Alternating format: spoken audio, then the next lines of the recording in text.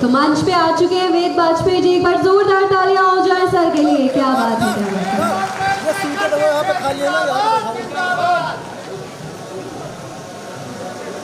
साथियों, आज राष्ट्रीय किसान मंच की इस महा सैलाब में, इस बड़ी पंचायत में और किसान कोने कोने से आए, मौजूदा सरकार की ईंटें हिल गईं। आज के इस कार्यक्रम के अध्यक्ष परम आदरणीय पंडित शेखर दीक्षित जी, मंच पर विराजमान हमारे गुरुदेव महाराज जी, मैं इनको नमन करता हूं। मंच पर विराजमान आदरणीय लाल बहादुर जी, मंच पर विराजमान हमारे राष्ट्रीय किसान मंच के राष्ट्रीय महासचिव परम आदरणीय भाई ओपी यादव जी, प्रमिला यादव जी,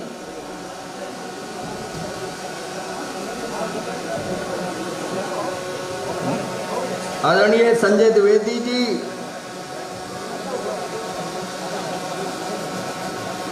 मोहित दुबे जी, सर्वेश पाल जी, प्रमिला यादव जी,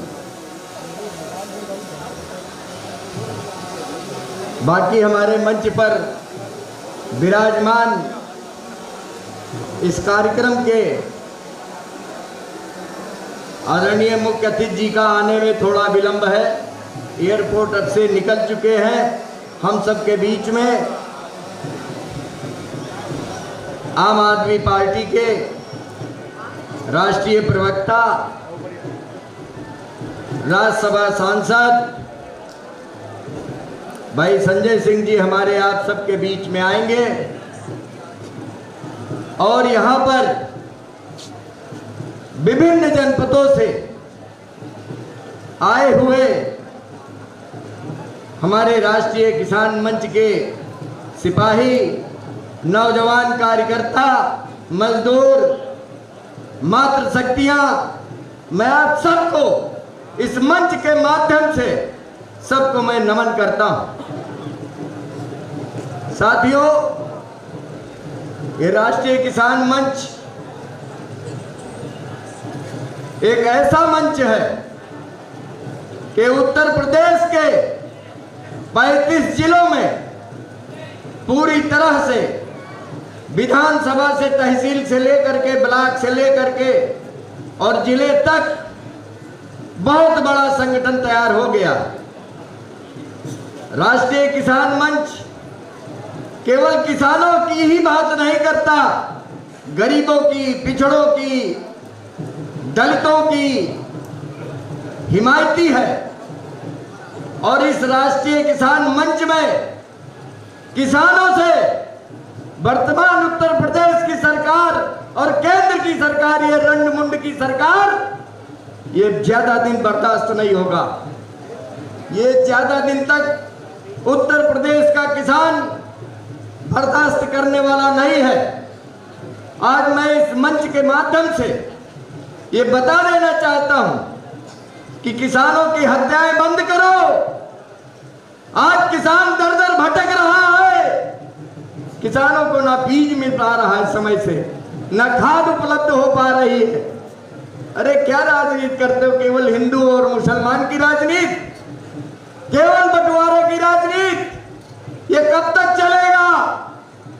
जिस तरह से अंग्रेजों ने इस हिंदुस्तान में एक अफवाह फैलाई, बांटो, फूट डालो, राज करो, आज ये उसी तर्ज पे ये भारतीय जानलेवा पार्टी, मैं इसे भारतीय जनता पार्टी नहीं कहता, पंडित अटल बिहारी वाजपेयी जब हुआ करते थे तब ये भारतीय जनता पार्टी हुआ करती थी, लेकिन आज ये भारतीय जनता पार्टी एक भारतीय जानलेवा पार्टी बन चुकी है। मित्रों, हम सबको एकजुटता बनाए रखना है और एकजुटता अगर हम सब बनाए रखें तो आने वाले लोकसभा और विधानसभा में इनकी हैसियत बताने का काम बगैर राष्ट्रीय किसान मंच के सहयोग से न ये सरकारें चलेंगी, चाहे वो केंद्र की सरकार हो चाहे उत्तर प्रदेश की सरकार हो।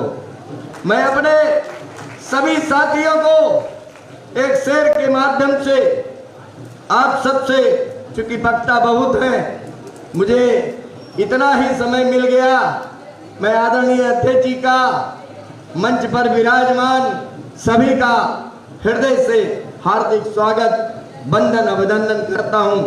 लाख पैर दलदल में हो फिर भी जमाए रखिए, हाथ खाली ही सही फिर भी उठाए रखिए। कौन कहता है कि चलनी में पानी रुक नहीं सकता? बर्फ बनने तक हौसला बनाए रखिए, बर्फ बनने तक हौसला बनाए रखिए। साथियों, ये दिल्ली दूर नहीं है जब देश के प्रधानमंत्री केवल कारपेट, केवल पूंजीपतियों की ये सरकार चल रही है। देश का खजाना, बैंकें खाली हो गई। आज किसान दर दर की भटक रहा है। इसका कौन दोषी है? केवल आप लोग जाति और मजहब के नाम पे बढ़ जाते हो। मित्रों, ये वादा करो आज इस मंच के माध्यम से कि जात के नाम पे वोट आप नहीं करेंगे। ये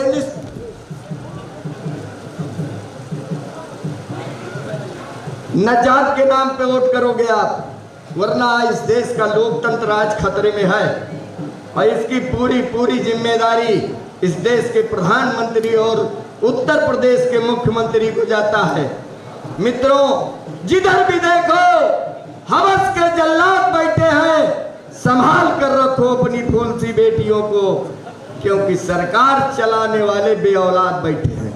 अगर इनके औलाद होती, जरा सा इनके दिल में दर्द होता, तो शायद आज इस तरह की घटनाएं ना होती। अभी पिछले साल हमारा किसान बॉर्डरों पे बैठा था, 750 से ज्यादा किसानों की हत्याएं हुई, लेकिन ये गूंगी बहरी सरकार 11 महीने तक, 1 साल तक किसानों को परेशान कर रहा। उसके बाद में फिर इन्होंने बिल वापस लेने का काम किया। साथियों, अगर हो सके तो अब कोई सम्मा जलाइए, दौरे सियासत का अंधेरा मिटाइए और बंद कीजिए आकाश में नारे उछालना। ये जंग है, इस जंग में ताकत लगाइए।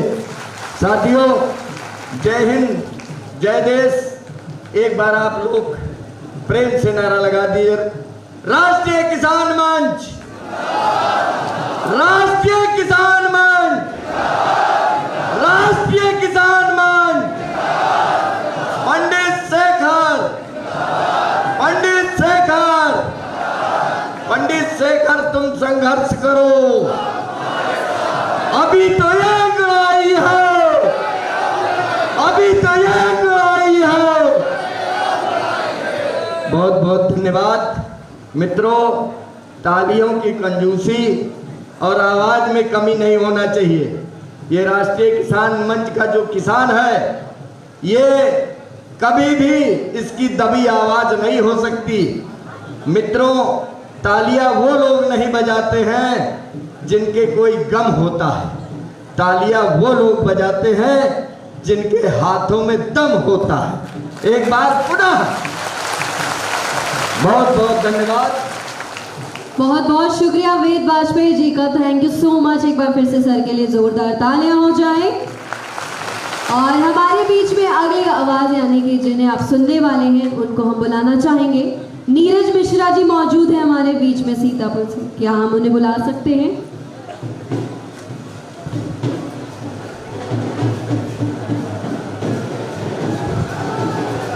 जय जवान, जय जवान, जय जवान। भारतीय किसान मंच, भारतीय किसान मंच, भारतीय किसान दीक्षित, शेखर दीक्षित जी, शेखर दीक्षित जी।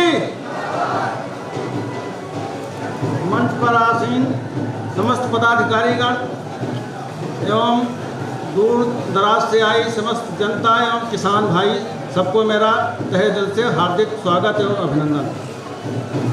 देखो भाई, मैं नेता तो नहीं हूँ और मंच पर पहले हमारा प्रोग्राम है। हम किसान हैं, हम किसान, अपनी बात और किसानों की बात मैं चाहता हूँ मीडिया के माध्यम से शासन तक ये बात पहुँचे। अभी हाल में ही एक घटना हुई हमारे यहाँ, हमारे न्याय पंचायत लोहमपुर विकासखंड मछरेटा, तहसील मिश्रिख, जनपद सीतापुर का मैं रहने वाला। ग्राम पंचायत मेरी गिंधरिया है। एक गौशाला बनी, वहाँ के प्रधान जी ने खुद हम लोगों से संदेशा भिजवाया कि आप लोग गाय भिजवा दीजिए। हमने ज़्यादा हम बड़े किसान नहीं, 1 एकड़ के किसान हैं, लेकिन 18 एकड़ हमने लीज पे खेती करना शुरू किया है। अब से नहीं ज़्यादा दिन से हम कर रहे हैं। हालांकि हमारी शिक्षा दीक्षा सब लखनऊ में हुई। मैं CMS का स्टूडेंट हूँ चौक ब्रांच से। कई एक कार्यक्रम, कई एक फंक्शन हमारे चौक ब्रांच से यहाँ पहले हुए, लेकिन पूरा मैं CMS का स्टूडेंट हूँ। तो गाय लेकर हम लोग गए, चंदा लगाया, कुछ अपने पॉकेट से भी लगाया। पत्नी 100 रुपया मांगती थी, हमने नहीं दिया, लेकिन 3500 रुपये अपने जेब से ट्राली ट्रैक्टर से जनता के सहयोग से गाय वहाँ भिजवाया। इधर भिजवाया, उधर उन्होंने खोल दिया। वो 10 ले गए तो 50 हमारे गांव में कहीं पर पूरे क्षेत्र में आ गई। उनको काम था खाली उसका पेमेंट लेना गौशाला वालों का। फिर पंचायत सेक्रेटरी और BDO से मैंने संपर्क किया, तो हमसे क्या बोले कि आप पढ़े कहाँ से हो? तो हमने कहा पढ़े तो उस जगह के हैं जहाँ आपके बाप दादा पढ़े नहीं होंगे। अगर आपको विश्वास नहीं तो हमारे गांव में क्षेत्र में जानकारी करिए कि हम कब लखनऊ गए थे। तो बोले जो कुछ करना हो कर लो। फिर 1 एकड़ हमने 1 बीघे मिर्चे की खेती हमने कराया 1 साल। तो बोले वो BDO साहब, सेक्रेटरी साहब, सुना है आप मिर्चे की खेती कराए हैं, पहले मीठे थे लेकिन जब से मिर्चे की खेती कराए हैं तब से आप कड़वे हो गए। तो हमने कहा श्रीमान जी आप थोड़ी थोड़ा रखवा दीजिए नीचे हैं तो हम मीठे हो जाएंगे, लेकिन मीठे होंगे नहीं, हम कड़वे थे और कड़वे रहेंगे। तो मेरी एक मीडिया के माध्यम से लोगों से गुजारिश है कि वो मेरी बात शासन तक पहुँचाएँ। भाई गौशाला का नियम सरकार ने रखा, कई एक गौशालाएँ हैं 5-5 गाय, 6-6 गाय। हमारे गौशाला जो बना जिसकी बात बता रहे हैं, 1 भी गाय मौजूदा में नहीं है। सारी गाय खोल कर पेमेंट ले लिया गया और सब खा के डाल गए। नगरी गढ़ राजा वही वाली बात। अब रही चीनी मिल की बात, हमारे यहाँ रामगढ़ चीनी मिल है। रामगढ़ चीनी मिल में औने पौने दाम पे गन्ना मतलब खरीद रहे हैं दलाल।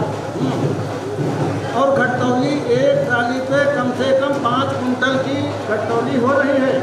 कोई न सुनने वाला है न कोई देखने वाला है। इससे क्या कहें, किसान मारा दर भटक रहा है, लेकिन क्या बताया जाए, कोई सुनने वाला नहीं। कम से कम 5 कुंटल, इससे कम नहीं। और आए तो कहने क्या है, योगी जी ने सरकार पैसा दे रही तो गौशाला वाले डकार रहे। ऊपर से पंचायत सेक्रेटरी और BDO साहब हमको धमकी दे रहे हैं कि आप कर क्या लेंगे। तो मेरी एक ही गुजारिश है मीडिया के माध्यम से, माननीय शेखर भैया से, ये आवाज़ सरकार तक जरूर जाना चाहिए। SDM, DM, CM और नहीं तो संघर्ष अपना तो जारी ही रहेगा निरंतर।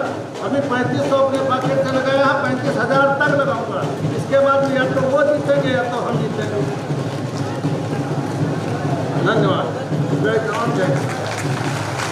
बहुत बहुत शुक्रिया। बहुत बहुत धन्यवाद। समय का थोड़ा सा अभाव है तो थोड़ा सा शॉर्ट में ब्रीफिंग करें सभी लोग। और अगली आवाज़ हमारे बीच में प्रमिला सिंह जी मौजूद हैं, हम उन्हें बुलाना चाहेंगे, प्लीज़ स्टेज पर आ जाएं।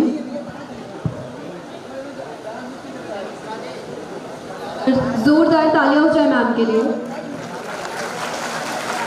शुक्रिया।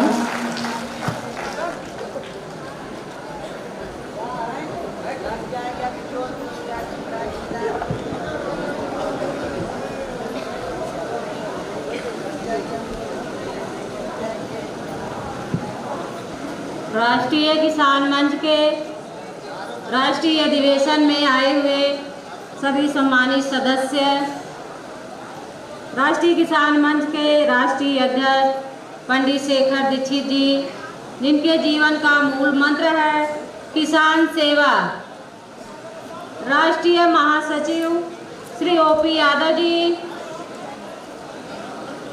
संगठन मंत्री संजय दुबे जी, आदरणीय पंडित वेद वाजपेयी जी, आदरणीय हमारे पिता समान श्री लाल बहादुर यादव जी, शरद यादव जी के करीबी रह चुके हैं, लंबे समय से किसान राजनीति कर रहे हैं, राष्ट्रीय जनता दल के प्रदेश अध्यक्ष बड़े भाई अशोक सिंह जी,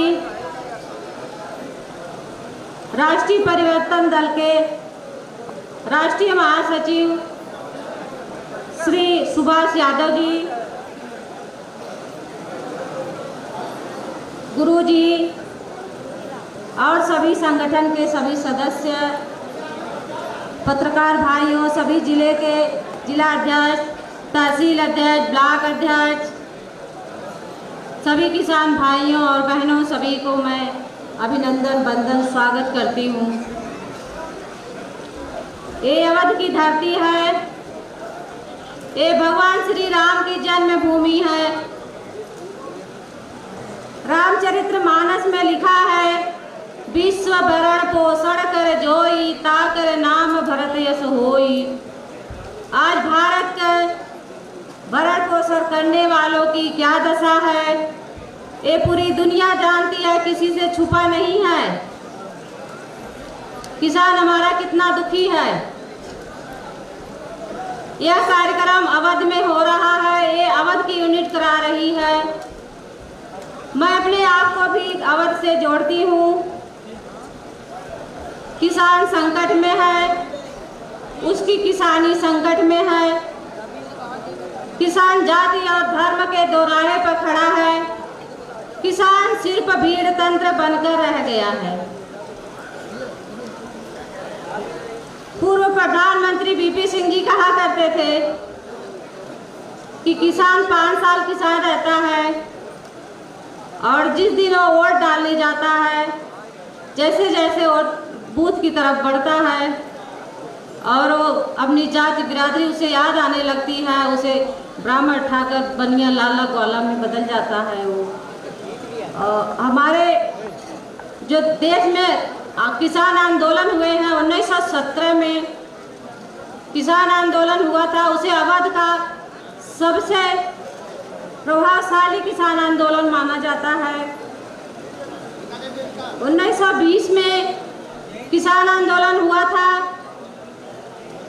जिसे अवध का सबसे प्रभावशाली किसान आंदोलन माना जाता है। लेकिन प्रतापगढ़ के एक विशाल रैली में किसानों का बहुत बड़ा संगठन गोलबंद हुआ था, जिसमें बाबा रामचंद्र जी उसकी अगुवाई कर रहे थे।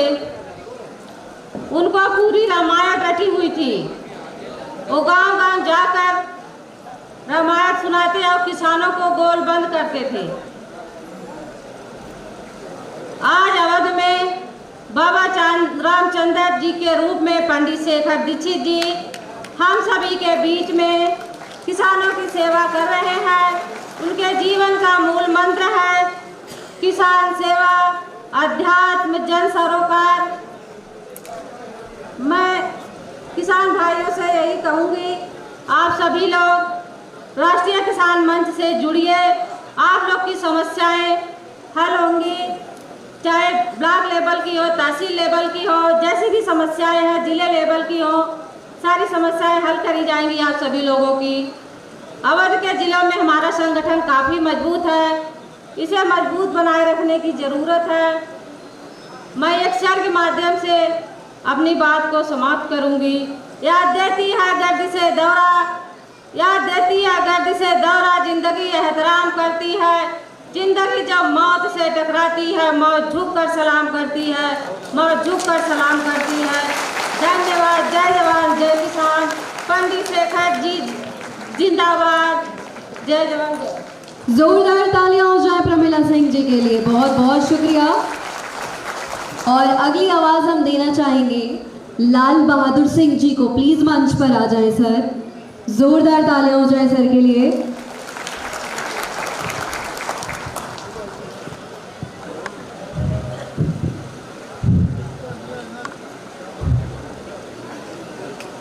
आज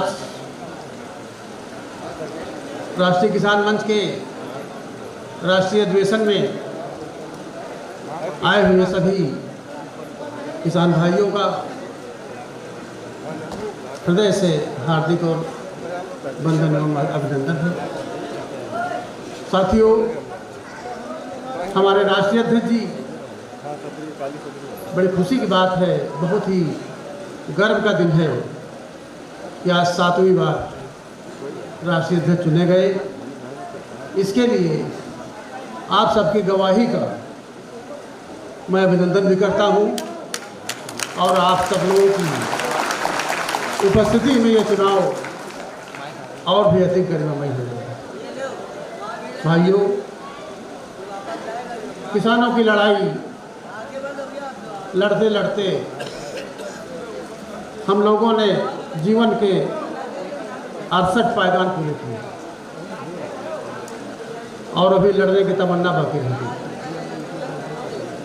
साथियों, यही एक ऐसी लड़ाई है जो परमात्मा को बहुत पसंद आती है। धरती माँ लक्ष्मी का अवतार है और सभी किसान उनके बेटे हैं। ये सब देव स्वरूप है, इसीलिए किसान देवता कहा जाता है। इसका और कोई कारण नहीं। भाइयों, आज बड़ी देवी देवताओं की पूजा करने वाली सरकार जिस मुकाम तक किसानों को पहुंचा चुकी है, उस लड़ाई पर विचार करने के लिए, उस लड़ाई पर चिंतन मंथन करने के लिए हमारे साथ हमारे राष्ट्रीय अध्यक्ष जी 7वीं बार चुनकर इस संगठन की और आपकी सबकी समस्याओं की अगुवाई करेंगे। आदरणीय राष्ट्रीय अध्यक्ष जी पंडित शेखर दीक्षित जी, हमारे भाई आदरणीय अशोक सिंह जी, आदरणीय सुभाष यादव जी, आदरणीय वेद प्रकाश वाजपेयी जी, आदरणीय ओपी यादव जी, प्रमिला सिंह जी, हमारे तमाम साथी, और इससे भी बड़ी बात है हमारे संत महात्माओं की गरिमामय उपस्थिति हमको हौसला देती है कि हम तुम्हारे साथ हैं। शेखर दीक्षित, संघर्ष करो, हम तुम्हारे साथ हैं। ये बहुत बड़ा है। भाइयों, इस समय जो तत्कालीन दौर है, चीन से हमारे जवानों का टकराव हुआ, वो भी हमारे बेटे और हमारे भाई थे। लाल बहादुर शास्त्री जी ने जय जवान जय किसान का नारा दिया था, तो इस अवधारणा से और इस विचार से दिया था कि किसान देश के अंदर अपनी मेहनत से, अपनी तपस्या से, अपनी ताकत से धरती से अन्न उपजाता है और सबका पेट भरता है। उसी तरह से किसान का बेटा अपनी सीमाओं की अपनी कुर्बानी देकर जीरो टेम्परेचर, माइनस टेम्परेचर, आंधियों में, धूप में देश के लिए कुर्बान और बलिदान होता है। उसी परिप्रेक्ष्य में 9 तारीख को जो बीती हुई है, चीन के तवांग बॉर्डर पर हमारे जवानों ने अपने शौर्य का प्रदर्शन किया और चीन की बदनीयती का भरपूर जवाब दिया। इस बात को कहना इसलिए चाह रहा हूँ कि हमारे जवानों का हौसला अफजाई हो, देश में एक हमारे किसानों के बेटे हैं, उनको एक संदेश और ताकत भी मिले, आशीर्वाद भी आपका मिले। लेकिन आज सरकार का या हमारे मीडिया हाउसेस का क्या इरादा है, मैं नहीं समझ पा रहा हूँ कि उनके गुणगान करने के बजाय, उनको चर्चा में लाने के बजाय और चर्चा में बनाए रखने के बजाय आज वो कोई रंग वंग कौन चला है, वो पिक्चर उच्चर किसका नाम है, कौन सा हीरो है, हाँ पठान कोई पिक्चर आ गई, पठान पिक्चर, उसमें वो भगवा रंग पहन के पता नहीं क्या क्या तमाशा शुरू हुआ। मैं ये नहीं समझ पा रहा हूँ कि तमाम हमारे मीडिया हाउस के भाई यहाँ हैं, आप जिनको चर्चा में बनाए रखते हैं, प्रत्यक्ष और अप्रत्यक्ष रूप में उनका आप प्रचार करते हैं, और आप जिनको चर्चा से बाहर कर देते हैं, प्रत्यक्ष या अप्रत्यक्ष रूप में उनको आप निगलेक्ट करते हैं। हमारे बच्चों को, हमारे जवानों को आप क्यों निगलेक्ट कर रहे हैं, एक सवाल है। आप चर्चा में उनको ला रहे हैं जिनसे न देश की रक्षा हो रही है, न खेत की रक्षा हो रही है। आज किसान रात रात लाठी लेकर अपने खेत की रक्षा करता है और उसका बेटा देश की रक्षा करता है। आज ये स्थिति है, इसकी कोई चर्चा नहीं होती, और चर्चा में वो कोई हीरोइन है और कोई हीरो है, कोई भगवा रंग में, कोई हरे रंग में, और जबकि दोनों राष्ट्रीय रंग हैं, तुम्हारे झंडे के दोनों रंग हैं। चर्चा उन पर हो रही है कि ये कपड़ा क्यों पहन लिया, उसने छोटा क्यों पहन लिया, उसने बड़ा क्यों पहन लिया। हमारे जवानों ने धक्के मार मार कर चीनियों को धूल चटा दी, उसकी चर्चा न होकर के ये नाच गाने की चर्चा शुरू हुई। ये दुख की बात है, ये हमारे देश की मर्यादाओं में नहीं आता। अगर कोई हरा कपड़ा पहन ले, कोई पीला पहन ले, कोई काला पहन ले, तो शनि देवता पुजारी कहे तुमने काला कैसे पहन लिया, बजरंग बली वाले कहे लाल क्यों पहन लिया, ये कौन सा तमाशा है। आप लोग इस पर ध्यान दीजिए। आप लोग सम्मानित व्यक्ति हैं, हमारा मीडिया हाउस सम्मानित होता है, वो एक देश का चौथा स्तंभ है। अगर ऐसी स्थिति रहेगी तो हमारे किसानों की चर्चा कौन करेगा। रंग में ही चर्चा, रंग बिरंगे हो जाओगे तो फिर बाकी आगे क्या होगा। इसलिए भाइयों, आपसे मैं विनती करता हूँ, आग्रह करता हूँ, अनुरोध करता हूँ कि रंग भेद में न जा करके देश की सीमाओं की बात करिए, खेत की सीमाओं की बात करिए। हमारा किसान आज रात दिन लाठी लिए खेतों में सो नहीं पा रहा है, और इसी मंच से 24 दिसंबर 2018 को हमने ललकारा था। उस समय यह व्यवस्था नहीं थी, जैसे तार की बैरिकेडिंग करा करके उत्तर प्रदेश सरकार ने जानवरों को प्रतिबंधित किया। उस समय खेतों में घूमा करते थे। हमने आह्वान किया था कि अगर 1 महीने में सरकार ने इंतजाम न किया तो एक किसान एक जानवर लेकर जेल भर आंदोलन करेंगे। सरकार की आंखें खुल गई। उन्होंने 2 जनवरी को शासनादेश जारी किया कि 10 तारीख तक सभी जानवरों को बाड़ा बनाकर बैरिकेडिंग करा करके सुरक्षित किया जाए। ये बात फिर अफसोस से कहनी पड़ रही है और इसी मंच से कहनी पड़ रही है कि हमारे जानवर जो प्रतिबंधित किए गए थे, जो बाड़ा बनाकर बैरिकेडिंग में रखे गए थे, उसके 70% जानवर मर चुके हैं। मैं दावे की बात करता हूँ 70%। अब उनका पापी और हत्यारा कौन है?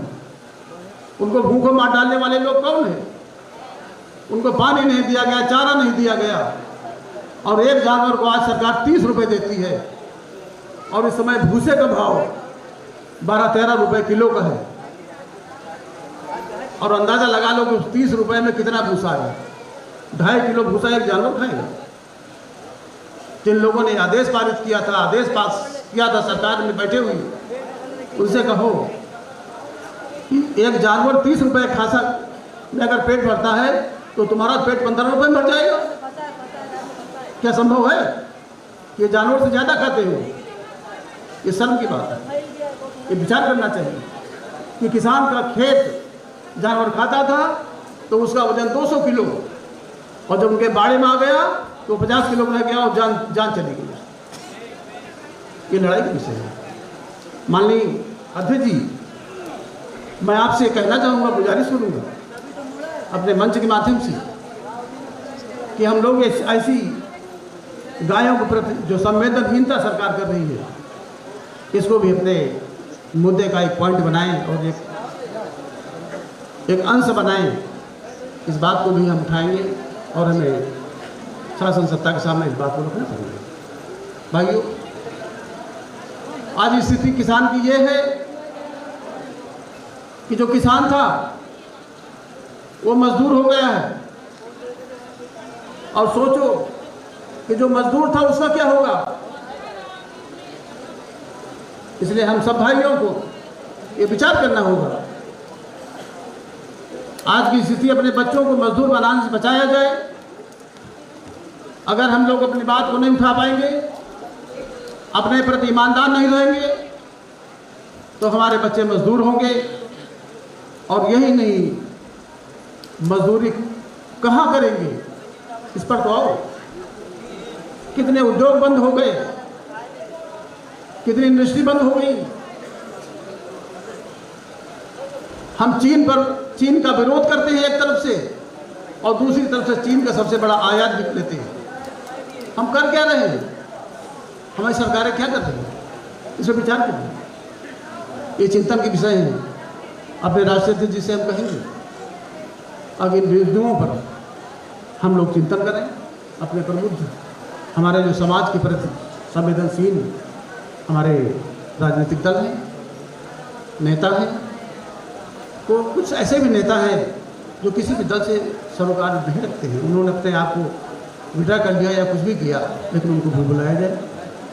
एक छोटा सम्मेलन, छोटी बैठक करके ऐसे विचार आने चाहिए जो हमारे देश के प्रति, हमारे किसान के प्रति, और यही नहीं हमारी गौ माता के प्रति कुछ अच्छा कर सकें हम लोग, कुछ अच्छी चीज़ें आ सकें, कुछ अच्छे विचार आ सकें, कुछ दशा उनकी सुधर सके।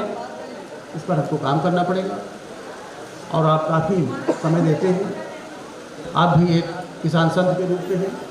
ये सौभाग्य हम लोगों का है कि हमारे राष्ट्रीय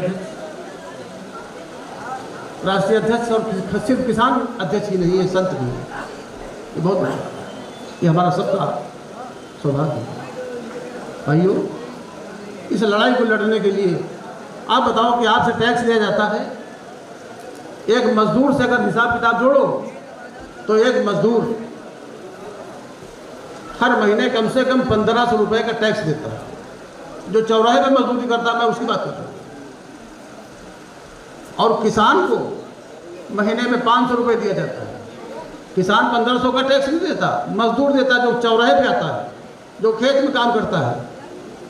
चाहे उसकी सब्जी से ले लो, चाहे उसके पेट्रोल से ले लो, चाहे उसके कपड़े से ले लो, चाहे उसके मसाले से ले लो, चाहे तेल से ले लो, ये जोड़ लो तो 1500 का टैक्स एक परिवार मजदूर देता है। और किसान को देता है, सरकार देती है 500 रुपये। ये जो हमारे ही लूट के, जैसे अभी हमारे गायक बंधु गाना गा रहे थे कि वो महंगाई डाइन खाए जाते हैं, ऐसे बड़ा अच्छा था। तो महंगाई को किसने पाला है, इस डाइन को किसने पाला? इस सरकार ने पाल रखा है। ये डाइन सरकार की पाली हुई है, जो हमारा आपका शोषण कर रहे हैं, हमारे किसानों मजदूरों का शोषण कर रहे हैं। ये डाइन कहीं दूसरी जगह चल के नहीं आ गई, चीन और पाकिस्तान से नहीं आ गई। इस सरकार की पाली हुई डाइन है, जो हमसे एक मजदूर से 1500 रुपये लेती है और महीने में, और किसान को केवल 500 रुपये देती है। ये व्यवस्था, ये डाइन जैसी है। इस पर सोचिए और विचार करिए। मैं ज़्यादा समय ना लेकर के अपने अन्य वक्ताओं से कहूँगा कि ऐसे मूलभूत ज्वलंत मुद्दे हैं जिन पे हम लोग फोकस करें, ध्यान दें। और इसी से मैं अपनी बात पूरी करूँगा। आप सबके आने का स्वागत करूँगा। जय जवान, जय किसान। जोरदार तालियां हो जाए सर के लिए एक बार फिर से। बहुत बहुत शुक्रिया सर आपका। और अगले वक्ता जो हमारे बीच में आने वाले हैं, उनका नाम है अवनीश सालूजा जी। और ओपी यादव जी भी मौजूद हैं हमारे बीच में, वो भी आ जाएं हमारे बीच में एक बार।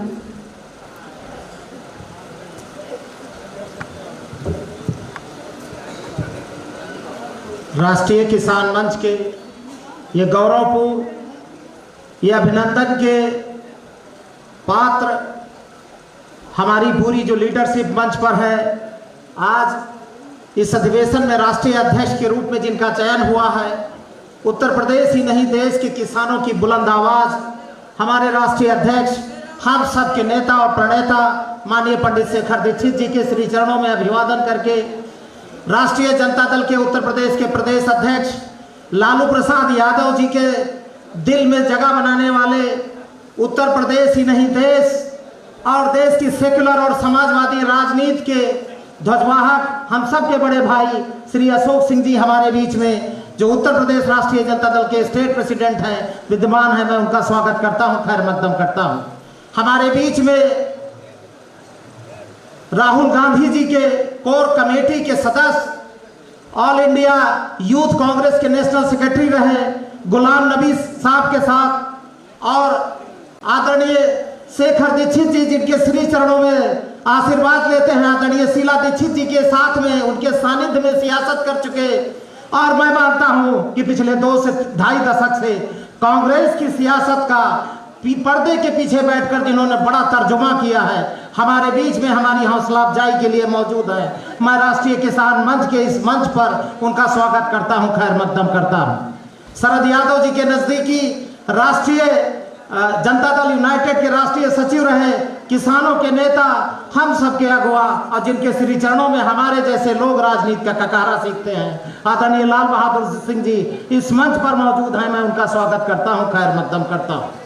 और अभी कई वक्ताओं ने कहा कि अध्यात्म और जन सरोकार जिनके जीवन का मूल मंत्र है, हमारे राष्ट्रीय अध्यक्ष पंडित शेखर दीक्षित जी को आशीर्वाद देने के लिए और इस किसानों की पूरी लीडरशिप को आशीर्वाद देने के लिए 3 गुरु हमारे बीच में है। आसाम से हमारे बीच में तशरीफ लाए हैं आदरणीय गुरु जी, उनका मैं इस मंच पर स्वागत करता हूं। और जंगलेश्वर महादेव के पीठाधीश हमारे बीच में है, जिनका आशीर्वचन आपने सुना, मैं उनका इस मंच से स्वागत करता हूं। हमारे बीच में आदरणीय डीपी यादव जी जो लोकसभा, राज्यसभा, विधानसभा और विधान परिषद चारों सदनों में रहे हैं और राष्ट्रीय परिवर्तन दल के राष्ट्रीय अध्यक्ष हैं, उनके प्रतिनिधि के तौर पर इस मंच पर मौजूद राष्ट्रीय परिवर्तन दल के नेशनल जनरल सेक्रेटरी बड़े भाई सुभाष यादव जी का मैं स्वागत करता हूं, खैर मकदम करता हूं।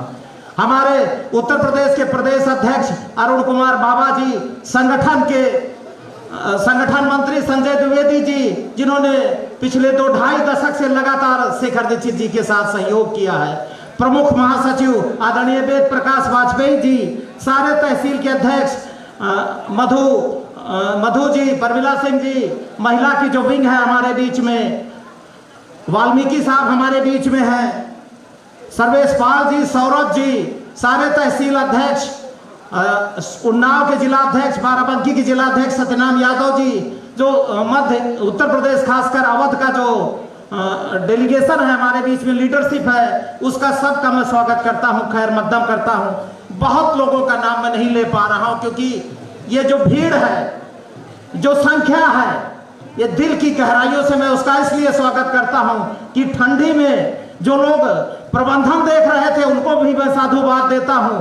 आदमी कहता है कि बड़ा जाड़ा लागत को निकले, लेकिन इसके बावजूद आप लोग राजधानी तक पहुंचे हैं, मैं साधुवाद देता हूं उस नौजवान शख्सियत को जिसने अध्यात्म और जन सरोकार को अपना आराध्य मान लिया है।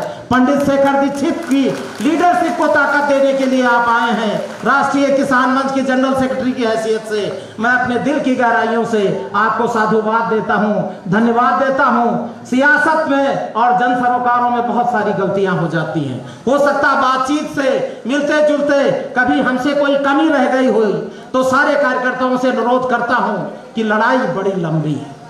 लड़ाई इसलिए लंबी है कि जिस लीडरशिप के साथ बैठे हैं वो लीडरशिप जवान लीडरशिप है।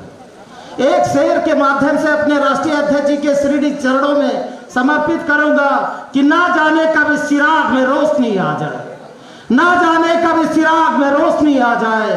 शर्त सिर्फ इतनी सी है, शर्त सिर्फ इतनी सी है, इसकी लौ को हथेली से बुझने न देना, इसकी लौ को हथेली से बुझने न देना। पंडित शेखर दीक्षित जी चाहते तो मेंबर ऑफ पार्लियामेंट बन सकते थे, चाहते तो विधानसभा विधान परिषद जा सकते थे। मैं बहुत नजदीक से उनको पढ़ता रहता हूँ, गहन चिंतन करता रहता हूँ। उनके साथ बहुत सारे लोग, सरकार में बैठे लोग, अपोजिशन में बैठे लोग, उनसे रात को भी संवाद करते हैं, दिन को भी संवाद करते हैं। और कभी कभी तो मुझे भी लगता है कि हमारे राष्ट्रीय अध्यक्ष जी क्यों कोई राजनीतिक पारी नहीं खेल रहे, लेकिन जो मन से साधु हो। राजा साहब कहा करते थे कि जो जमीन पर बैठने का फैसला कर चुका है उसको कोई डिगा नहीं सकता। यह है पंडित शेखर दीक्षित जी की शख्सियत। इसलिए आप उनके साथ बैठे हुए हैं, आप उनके साथ खड़े हुए हैं और उसकी राजनीतिक लड़ाई में उनके साथ। देश में बहुत सारे किसान संगठन हैं, लेकिन मैं किसी से किसान संगठन की बात नहीं करने आया हूं, मैं किसानों की दशा और अवदशा की बात जरूर करने आया हूं। साथियों, 1917 में बाबा रामचंद्र का नाम अभी कोड हुआ था। इसी अवध की धरती में पूरी रामायण उनको कंठस्थ थी और वो घूम घूम के रामायण सुनाया करते थे और किसानों को गोलबंद किया करते थे। और प्रतापगढ़ में जब उन्होंने किसान सभा का गठन किया था तो मानेंगे नहीं, किसानों की सियासत का लोहा पूरे हिंदुस्तान ने मान लिया था। जन सरोकार, धर्म और अध्यात्म, वही बाबा रामचंद्र का दूसरा रूप हमारे राष्ट्रीय अध्यक्ष पंडित शेखर दीक्षित में मैं उनका अक्स देखता हूँ। साथियों, प्रतापगढ़ की वो रैली 1920 की वो रैली, आज मुझे लगता है कि देश के सबसे बड़े राज्य, हिंदुस्तान के सबसे बड़े सूबे को नई राजनीतिक लाइन देने का इन्होंने जो प्रण किया है, निश्चित तौर पर ये लड़ाई बड़ी लंबी है। दोस्तों, देश में बहुत सारे किसान आंदोलन हुए। चंपारण का किसान आंदोलन आपको याद होगा, गांधी जी के नेतृत्व में देश का पहला जो चंपारण का किसान आंदोलन हुआ, मजरूल हक साहब, पंडित नेहरू साहब और देश के पहले राष्ट्रपति राजेंद्र प्रसाद जी और जेबी कृपलानी साहब, आचार्य जेबी कृपलानी साहब उस आंदोलन में थे। चंपारण के आंदोलन के बाद देश ने लगातार किसान आंदोलन में अंगड़ाई लेना शुरू किया। चंपारण के बाद आगे चौरी चौरा का आंदोलन हुआ और साथियों, बारडोली के आंदोलन ने तो हिंदुस्तान की आजादी की लड़ाई की नई इबारत लिख दी। आज हम इबारत लिखने की बात करते हैं, लेकिन पूरे मन से नहीं करते। बारडोली की वो लड़ाई जिसमें सरदार पटेल को सरदार की उपाधि दी गई, आप जैसे लोगों ने उन्हें उपाधि दी थी। पंडित शेखर दीक्षित जी बड़े मन से आपके बीच में निकले हैं। उत्तर प्रदेश में नहीं, पूरे देश में वो दौड़ रहे हैं। इसलिए दौड़ रहे हैं कि जो समाज के अंतिम पायदान पर बैठा व्यक्ति है उसके चेहरे पर मुस्कान आ जाए। साथियों, आगे की बात यह है कि आपको याद होगा चौधरी महेंद्र सिंह टिकैत 1989 में तत्कालीन सूबे के वजीर आला मुलायम सिंह यादव ने उनकी गिरफ्तारी की थी। जब उनकी गिरफ्तारी की तो आप देखिए कि किसानों का जनसमर्थन 67 विधायकों ने उत्तर प्रदेश की विधानसभा से इस्तीफा दे दिया था उनके समर्थन में। यह है किसानों की ताकत। उस समय मुलायम सिंह यादव जी को 89 में अंदाजा नहीं था कि इतना बड़ा जनसमर्थन महात्मा टिकैत को है किसानों का। इतना बड़ा जनसमर्थन 67 विधायकों ने इस्तीफा दे दिया था। आज हमको लोग डराने आते हैं कि आप यादव जी, आपका झंडा डंडा यहाँ क्यों लग गया, यहाँ से उठाइए, ये सीओ फोन कर रहा है। आप याद करिए कि महात्मा टिकैत के लिए 67 विधायकों ने सदन से इस्तीफा दे दिया था और उस समय के धरती पुत्र मुलायम सिंह यादव को एहसास नहीं था। शेखर दीक्षित ने राजनीति में कोई छोटा मोटा प्रयोग करने का मन नहीं बनाया है। मैं जब उनसे बात करता हूं कि आपको कोई राजनीतिक लाइन लेनी होगी, सुभाष यादव जी, अशोक सिंह जी, मैं आपको धन्यवाद देता हूं। अवनीश सलूजा साहब, जब राहुल गांधी जी की यात्रा शुरू हुई थी, जब मैंने आपसे बात किया था, राहुल जी उत्तर प्रदेश नहीं आए, उस समय मैंने आपसे कहा था कि हमारे राष्ट्रीय अध्यक्ष जी को यात्रा में शामिल करिए, उत्तर भारत का नजारा बदल जाएगा। मैंने आपसे अरदास किया था कि राहुल गांधी जी को आप समझाइए, उत्तर भारत में हमारे पास मेहनत मशक्कत को करने वाले गरीब गुरबे लोग जरूर हैं, लेकिन वो बुलंद आवाज है तो देश में किसान विरोधी सरकार को उखाड़ फेंकेगी। ऐसी हमारे पास लीडरशिप है, ऐसी हमारे पास ताकत। एक शेर और पढ़ूंगा, किसानों के सानिध्य में खामोशी में सदा दे रहा कौन है, खामोशी में सदा दे रहा कौन है, नींद के इस शहर में जगह कौन है। खामोशी में सदा दे रहा कौन है, नींद के इस शहर में जगह कौन है। रोशनी खुद से लो और आगे बढ़ो, रोशनी खुद से लो और आगे बढ़ो। अब तुम्हारा यहां रहनुमा कौन है, अब तुम्हारा यहां रहनुमा कौन। आज किसान मंच के साथ अभी वेद दादा कह रहे थे कि 35 जिलों में हमारा संगठन है। दादा 35 जिलों में हमारा जो टूटा फूटा संगठन है, ये उस किसान के बेटे शेखर दीक्षित की कमाई है, जिसने 16 साल की अवस्था में राजा श्री विश्वनाथ प्रताप सिंह का हाथ पकड़ा था, और हाथ ईमानदारी से पकड़ा था, साफ गोई से पकड़ा था, शिद्दत के साथ पकड़ा था। इसलिए नहीं पकड़ा था कि उनको लखनऊ से पार्लियामेंट जाना है, उनको उन्नाव से पार्लियामेंट जाना है। इसलिए पकड़ा था कि जिसके बलबूते आप सत्ता तक पहुंचे उनको आप भूल गए, इसलिए ये लड़ाई जारी रही। उन्होंने सबके साथ लड़ाई की। उत्तर प्रदेश में राजा साहब कहा करते थे कि किसान पूरे 12 महीना किसान रहता है। जिस दिन वोट डालने का समय आता है, जैसे जैसे वो बूथ की तरफ बढ़ता है, ब्राह्मण ठाकुर बनिया लाला ग्वाला में तब्दील हो जाता है।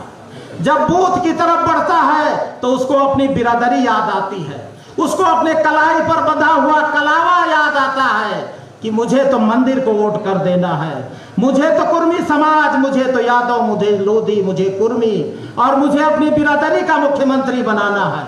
अब बूथ से जब निकल लेता है वोट डाल के, तो पूरे 5 साल अपने आप को ठगा महसूस करता है। इसीलिए एक बार चौधरी अजीत सिंह का और मुलायम सिंह का गठबंधन हुआ था। महात्मा टिकैत से किसी ने पूछा कि क्या हुआ, जो लगातार लड़ रहे थे, झगड़ रहे थे, उन दोनों को आपने मिला दिया। महात्मा टिकैत ने कहा था कि किसान की इज्जत और अस्मत जब दांव पर होती है तो सारे गिले शिकवे भूल जाया जाता है। पंडित शेखर दीक्षित जी के नेतृत्व में सारे गिले शिकवे आप भूल जाना।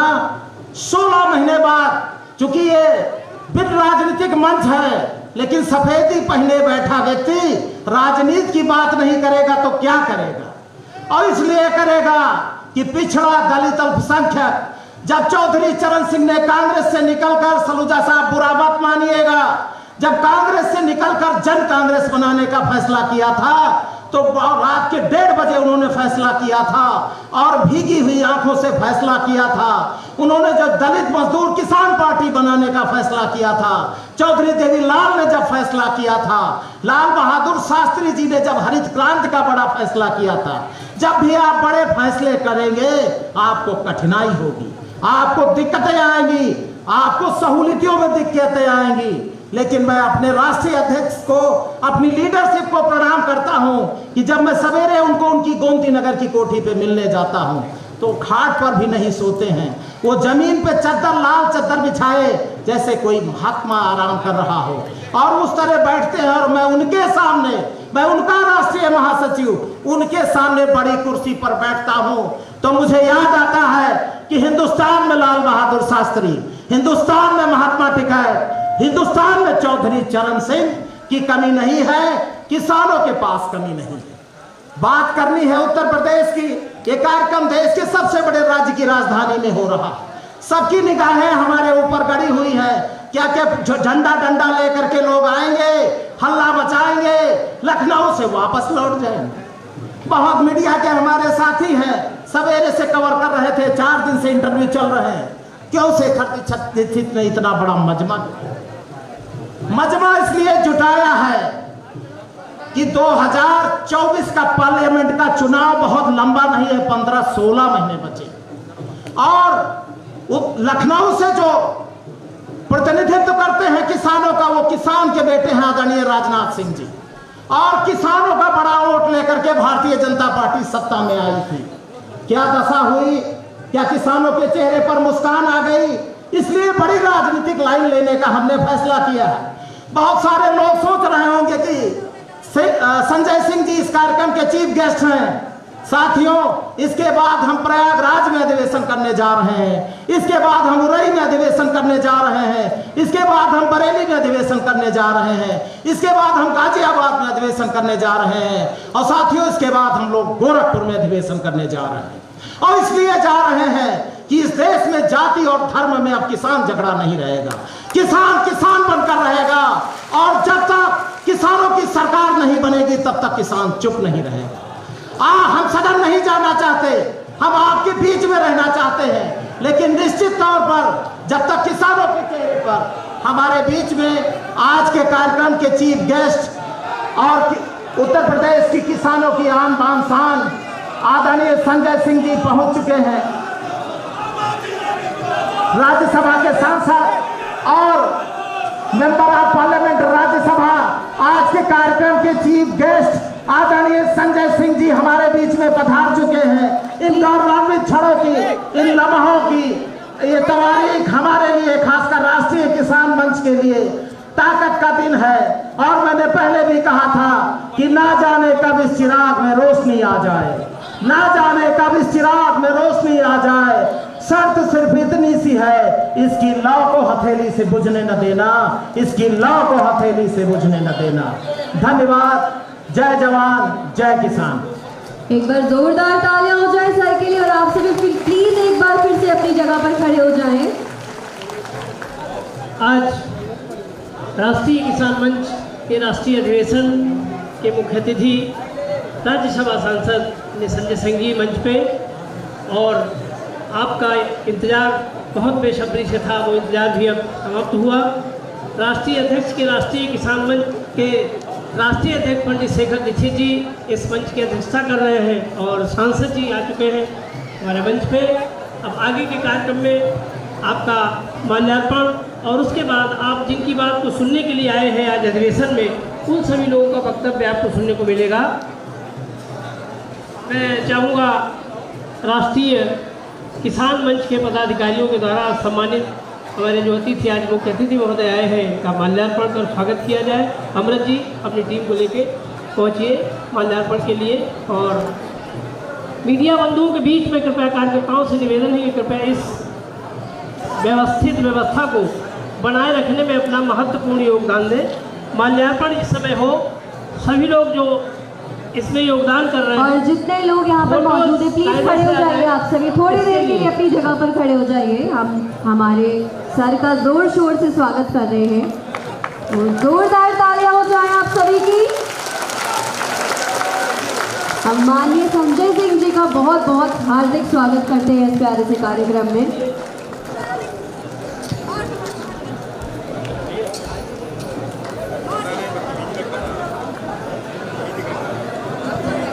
आप सभी चाहें तो थोड़ा शोर मचाकर हमारे सर को ऐसा महसूस करा सकते हैं कि आप सभी उनसे कितना प्यार करते हैं, कितना चाह लेकर यहाँ पर आप मौजूद हैं। प्लीज जोरदार तालियां बजाते रहिए आप सभी।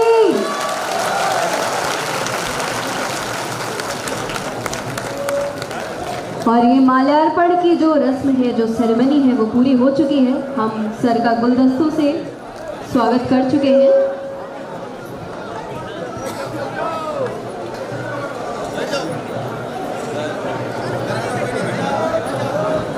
जितने वॉलंटियर हैं प्लीज वो मंच पे आ जाएं। बॉयज एंड गर्ल्स जो भी वॉलंटियर हैं प्लीज मंच के बैक स्टेज आ जाएं। राष्ट्रीय किसान मंच के राष्ट्रीय अधिवेशन में अवध क्षेत्र के अध्यक्ष हमारे अरुण कुमार बाबा जी आए कृपया मंच पे, और आज के मुख्य अतिथि और मंचासीन सभी पदाधिकारियों का स्वागत करें अरुण कुमार बाबा जी।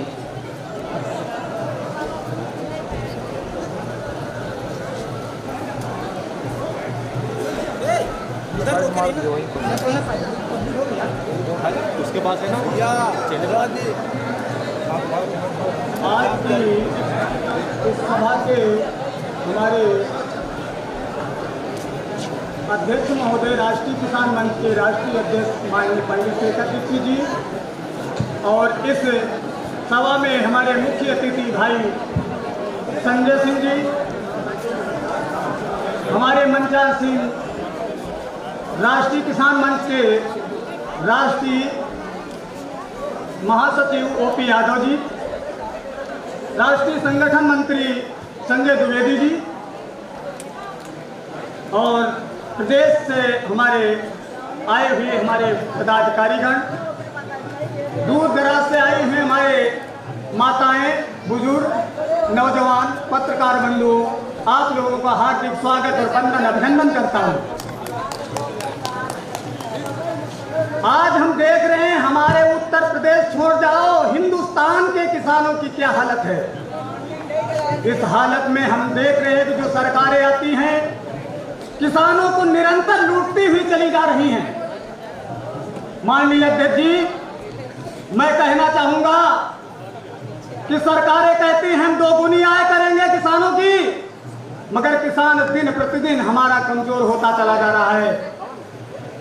इस विषय में हम आपसे फिर कहना चाहूंगा कि जो हमारे देश और प्रदेश की जो इस तरीके से किसान की दुर्दशा हो रही है, उस विषय में हमको आगे सोचना होगा, आगे नई रणनीति बनानी होगी।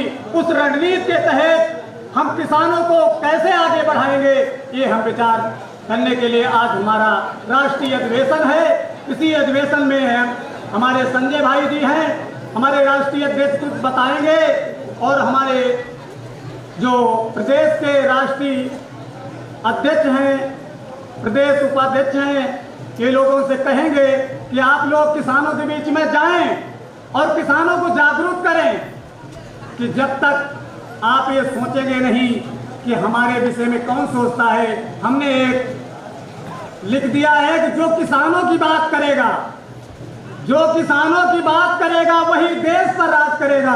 ये मेरा अभियान है। इस अभियान के तहत मैं पूरे प्रदेश के पदाधिकारी, पूरे किसानों से कहना चाहता हूं कि एक नारा बना ले कि जो किसानों के बीच में होगा वही हमारे देश का भाग्य विधाता होगा। आज हमारे बीच में हमारे भाई आम आदमी पार्टी के जो हैं राज्यसभा सांसद संजय भाई जी, और हमारे कई प्रदेशों के आए हुए हमारे सम्मानित सांसद, पूर्व सांसद, विधायक हमारे अधिवेशन में शोभा बढ़ाने के लिए आए हैं, उनको मैं हार्दिक धन्यवाद देता हूँ।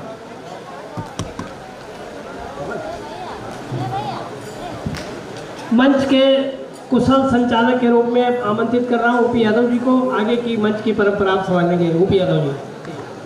साथियों, हमारे बीच में आज के इस कार्यक्रम की आन बान शान, इस कार्यक्रम के चीफ गेस्ट राज्यसभा के सांसद हम सब के बीच में पधार चुके हैं, और चूंकि वक्ताओं की कड़ी में स्वागत हो चुका है, मैं अगले वक्ता के रूप में राष्ट्रीय अध्यक्ष जी की सहमति से अगले वक्ता के रूप में जिस बुलंद शख्सियत को आवाज़ देने जा रहा हूं, वो नौजवानों के नेता रहे हैं, आदरणीय लालू प्रसाद यादव जी की पार्टी के यूथ के नेशनल प्रेसिडेंट रहे हैं, और देश के सबसे बड़े राज्य उत्तर प्रदेश में लालू जी की पार्टी की कमान उनके हाथ में है। राष्ट्रीय जनता दल के प्रदेश अध्यक्ष और देश के पूर्व प्रधानमंत्री स्वर्गीय विश्वनाथ प्रताप सिंह के श्री चरणों में जिन्होंने राजनीति का ककारा सीखा, लंबे समय से समाज और किसानों की सेवा वो लगातार करते चले आए हैं। हमारे बीच में हम सब की हौसला अफजाई के लिए मैं आमंत्रित करूंगा हम सब के नेता, राष्ट्रीय जनता दल के उत्तर प्रदेश के प्रदेश अध्यक्ष बड़े भाई अशोक सिंह जी।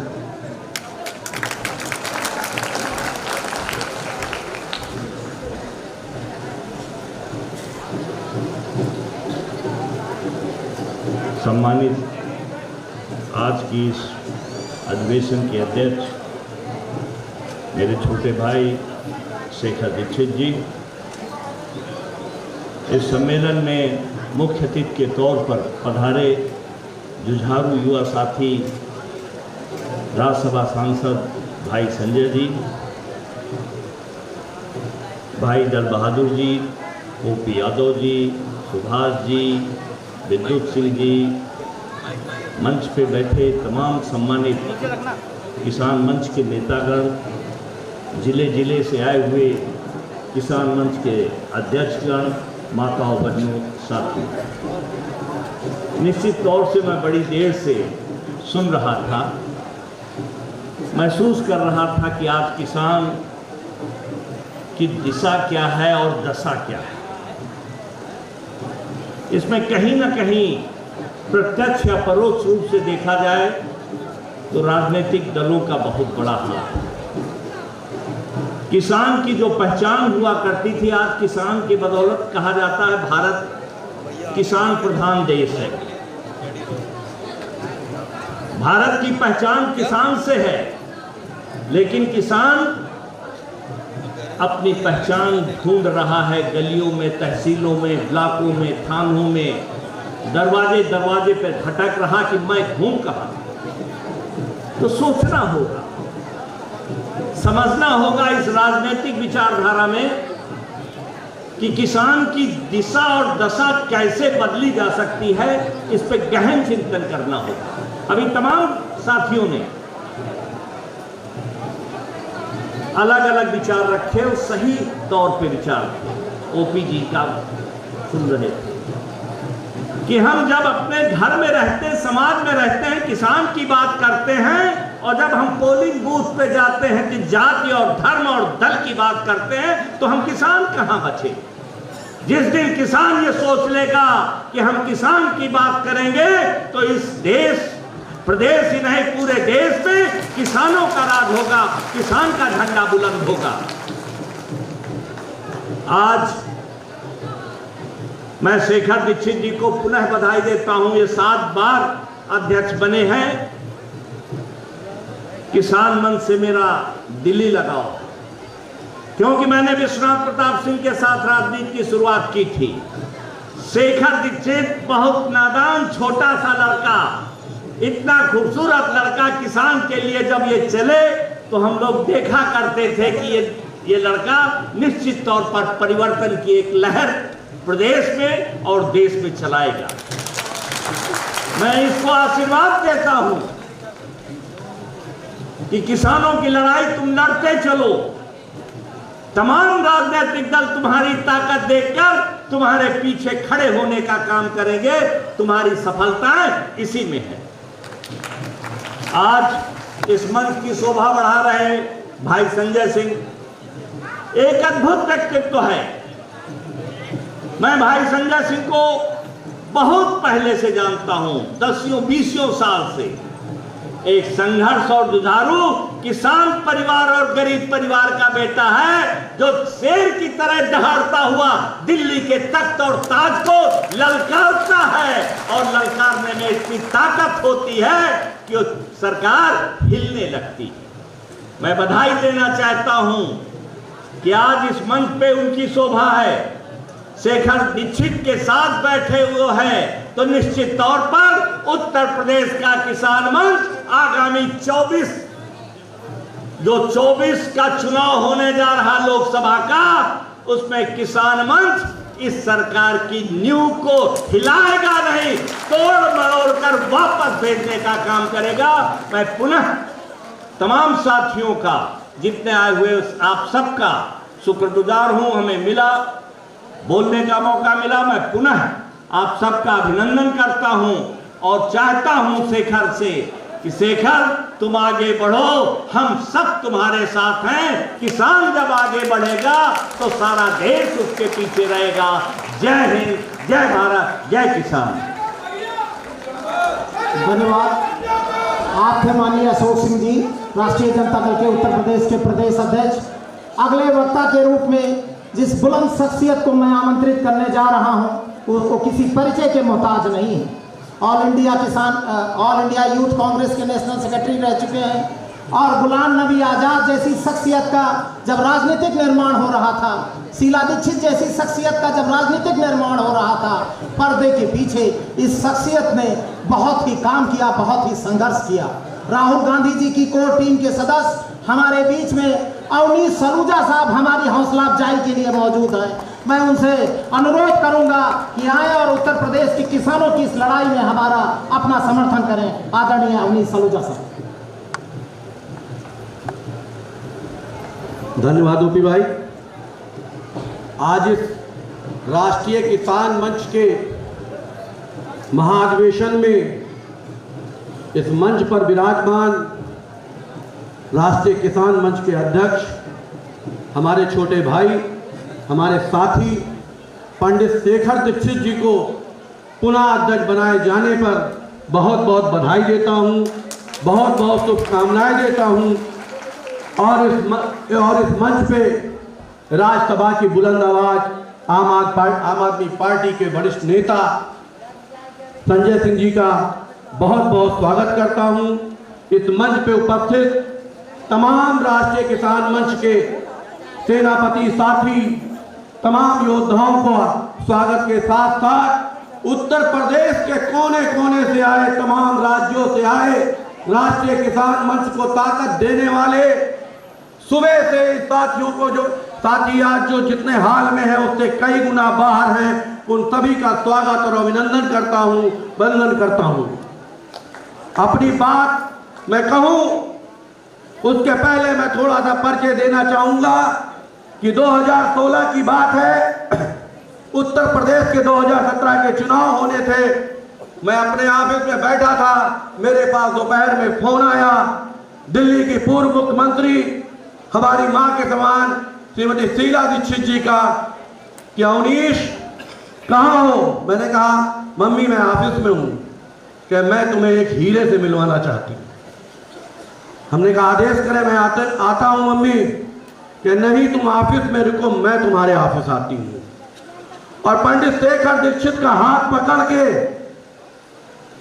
स्वर्गीय शीला दीक्षित जी हमारे ऑफिस में जब आई तो उन्होंने कहा अवनीश तुम उत्तर प्रदेश की राजनीति में इस समय, उत्तर प्रदेश की राजनीति इस समय देख रहे हो गुलाम नबी आजाद के साथ, मैं तुम्हें ऐसे शख्स को तुम्हारे हाथ में दे रही हूं कि तुम इसे अपने साथ शामिल करके कांग्रेस की आवाज, किसानों की आवाज बुलंद कर सकते हो।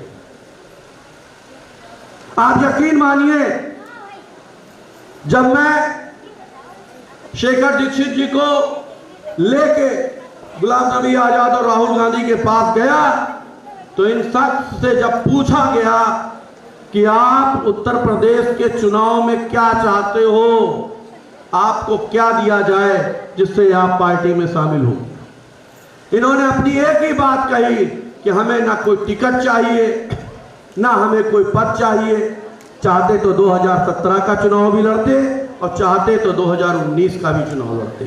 इन्होंने कहा हम चाहते हैं किसानों की आवाज राहुल गांधी जी आप बढ़ चढ़कर आगे उठाएं, किसानों की लड़ाई आप किसान मंच के, राष्ट्रीय किसान मंच के साथ आगे से आगे बढ़ के उठाएं।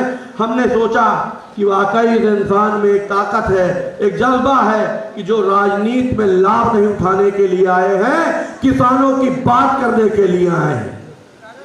मैं बात कहूंगा कि पंजाब और हरियाणा की तरीके से तो यहाँ के किसानों में वो बात, अवध के किसानों में और पूर्वांचल के किसानों में संघर्ष करने के लिए जिस तरीके से किसान, राष्ट्रीय किसान मंच आगे आया है, आप मानिए इस बात को कि जिस तरीके से पंजाब और हरियाणा और पश्चिम में बड़े किसान हुआ करते हैं, लेकिन उत्तर प्रदेश के अवध क्षेत्र में, पूर्वांचल में आप चले जाइए तो छोटे किसान आपको मिलेंगे जो 1 बीघे 2 बीघे 3 बीघे में काम करते हैं और पूरे के पूरा साल अपना परिवार, अपने बच्चों को पालना, अपने बच्चों को पढ़ाना लिखाने का काम करते हैं। आज उन गरीब किसानों की आवाज उठाने का काम अगर कोई कर रहा है तो पंडित शेखर दीक्षित जी कर रहे हैं। अभी हम कार्यक्रम में बैठे थे, फेसबुक पे लाइव चल रहा है। हमारे नेता जब इस कार्यक्रम को शेखर जी ने तैयार किया कि हमें राष्ट्रीय किसान का अधिवेशन करना है, तो सितंबर के लास्ट में राहुल गांधी जी ने मिलने को शेखर जी को बुलाया था। शेखर जी गए नहीं थे, शेखर जी को ने बुलाया था राहुल जी ने कि हम शेखर जी से मिलना चाहते हैं। शेखर जी ने अपनी योजनाएं बताई। उस कार्यक्रम में अलवर के पूर्व सांसद भंवर जितेंद्र सिंह जी बैठे थे। शेखर जी ने पूरी बात बताई तो राहुल जी ने बताया कि शेखर जी मैं भारत जोड़ो यात्रा के लिए जा रहा हूं, किसान, मजदूर, गरीब जिनकी कोई आवाज सुनने वाला नहीं है। याद है शेखर जी, राहुल जी ने कहा था कि हमारी सरकार थी, फिर भी हमने 2013 में टप्पल की यात्रा की थी, पापड़ की, कि जिससे कि किसानों का हक मिल सके। आप ये काम करिए, लेकिन हम भारत जोड़ो यात्रा में रहेंगे और वहीं से हम आपको शुभकामनाएं देंगे। अभी जब हमने फेसबुक लाइव को भंवर जितेंद्र सिंह जी को भेजा तो उन्होंने कहा कि शेखर दीक्षित जी को मेरी तरफ से उनके पूरी टीम को राष्ट्रीय किसान मंच को बहुत बहुत शुभकामनाएं दीजिएगा और बोलिएगा कि इस अधिवेशन को हम ही नहीं पूरी कांग्रेस इस चीज को मिस कर रही है कि अगर हम इस अधिवेशन में शामिल हो पाते तो बहुत महत्व होता। लेकिन राजस्थान में भारत जोड़ो यात्रा है, इसलिए सारे के सारे पदाधिकारी, सारे के सारे लोग, पूरा कांग्रेस वहीं पे समर्पित है। तो भंवर जितेंद्र सिंह जी के आदेश पे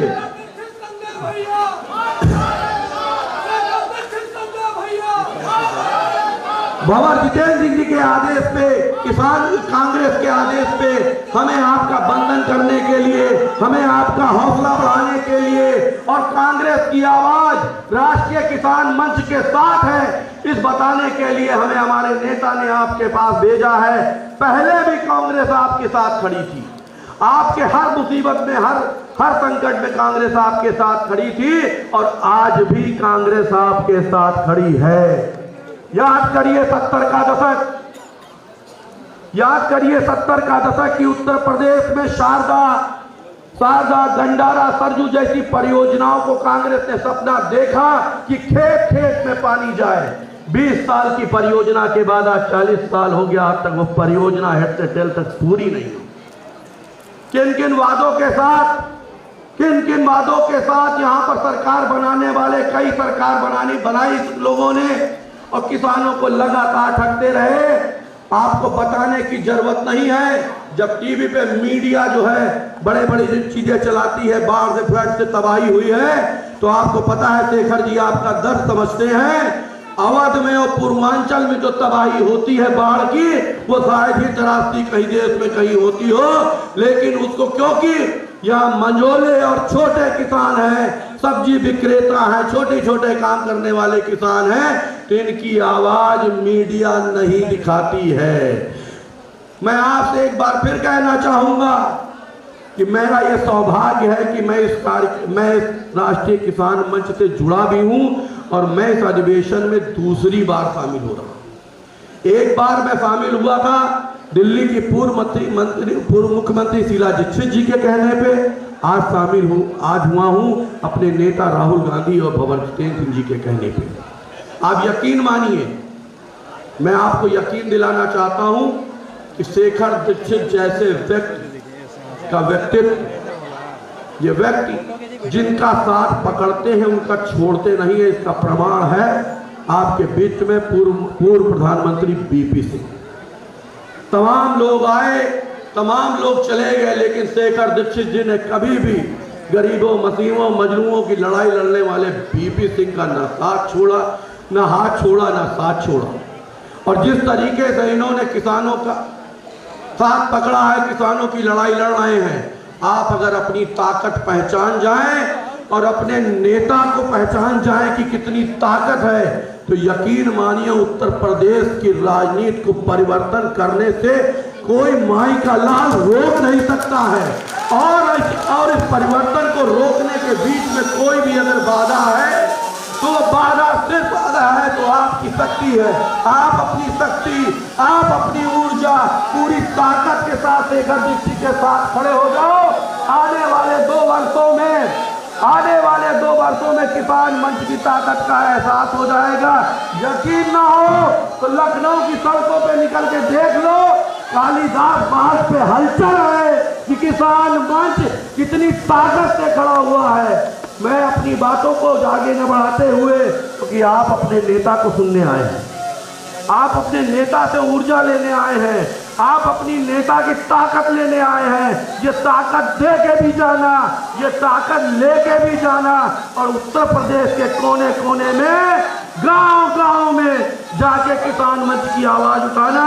मैं एक बार पुनः किसान मंच के सभी साथियों का हृदय से आभार करता हूं, वंदन करता हूं। जय हिंद, जय भारत, जय कांग्रेस। धन्यवाद सलूजा साहब। आप थे अवनीश सलूजा साहब। शेखर दीक्षित जी के साथ व्यक्तिगत इनके संबंध हैं, भाईचारा है, याराना है और कभी कभी कार्यक्रम के जनसैलाब पर भावनाएं भी हावी हो जाती हैं। ये नज़ारा निश्चित तौर पर किसान सियासत का है, किसान राजनीति का है। और आज की इस राष्ट्रीय अधिवेशन में हम राजनीतिक लाइन लेने के लिए बैठे हैं।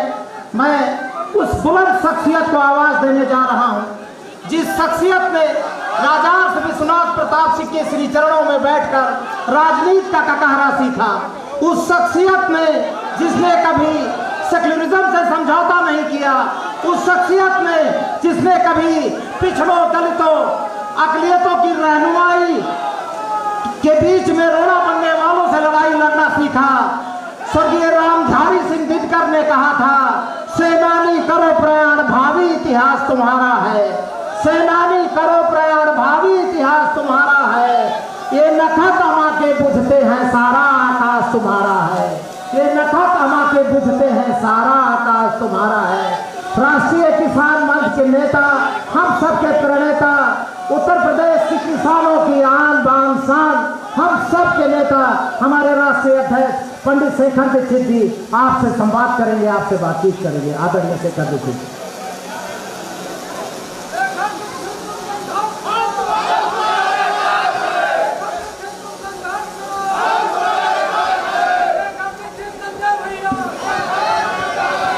सभी का बहुत बहुत धन्यवाद।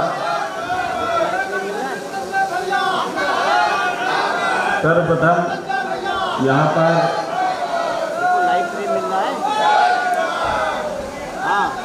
शांत हो जाइए तो मैं कुछ बोल सकूं। सभी का बहुत बहुत धन्यवाद। यहाँ पर आए हुए सभी सम्मानित किसान भाइयों, बहनों, बुजुर्गों, हमारे वरिष्ठ जनों, सभी को मेरा नमस्कार, प्रणाम।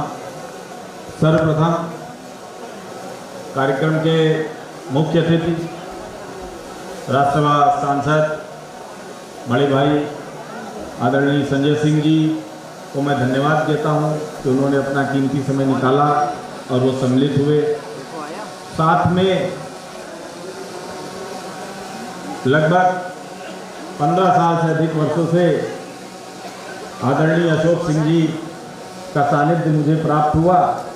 जब मैं राजा साहब के साथ जुड़ा था, उसी के साथ अशोक सिंह साहब से भी जुड़ ही गया था। तब से आज तक कभी किसी आग्रह को उन्होंने किसी अधिवेशन में, किसी कार्यक्रम में नहीं ठुकराया।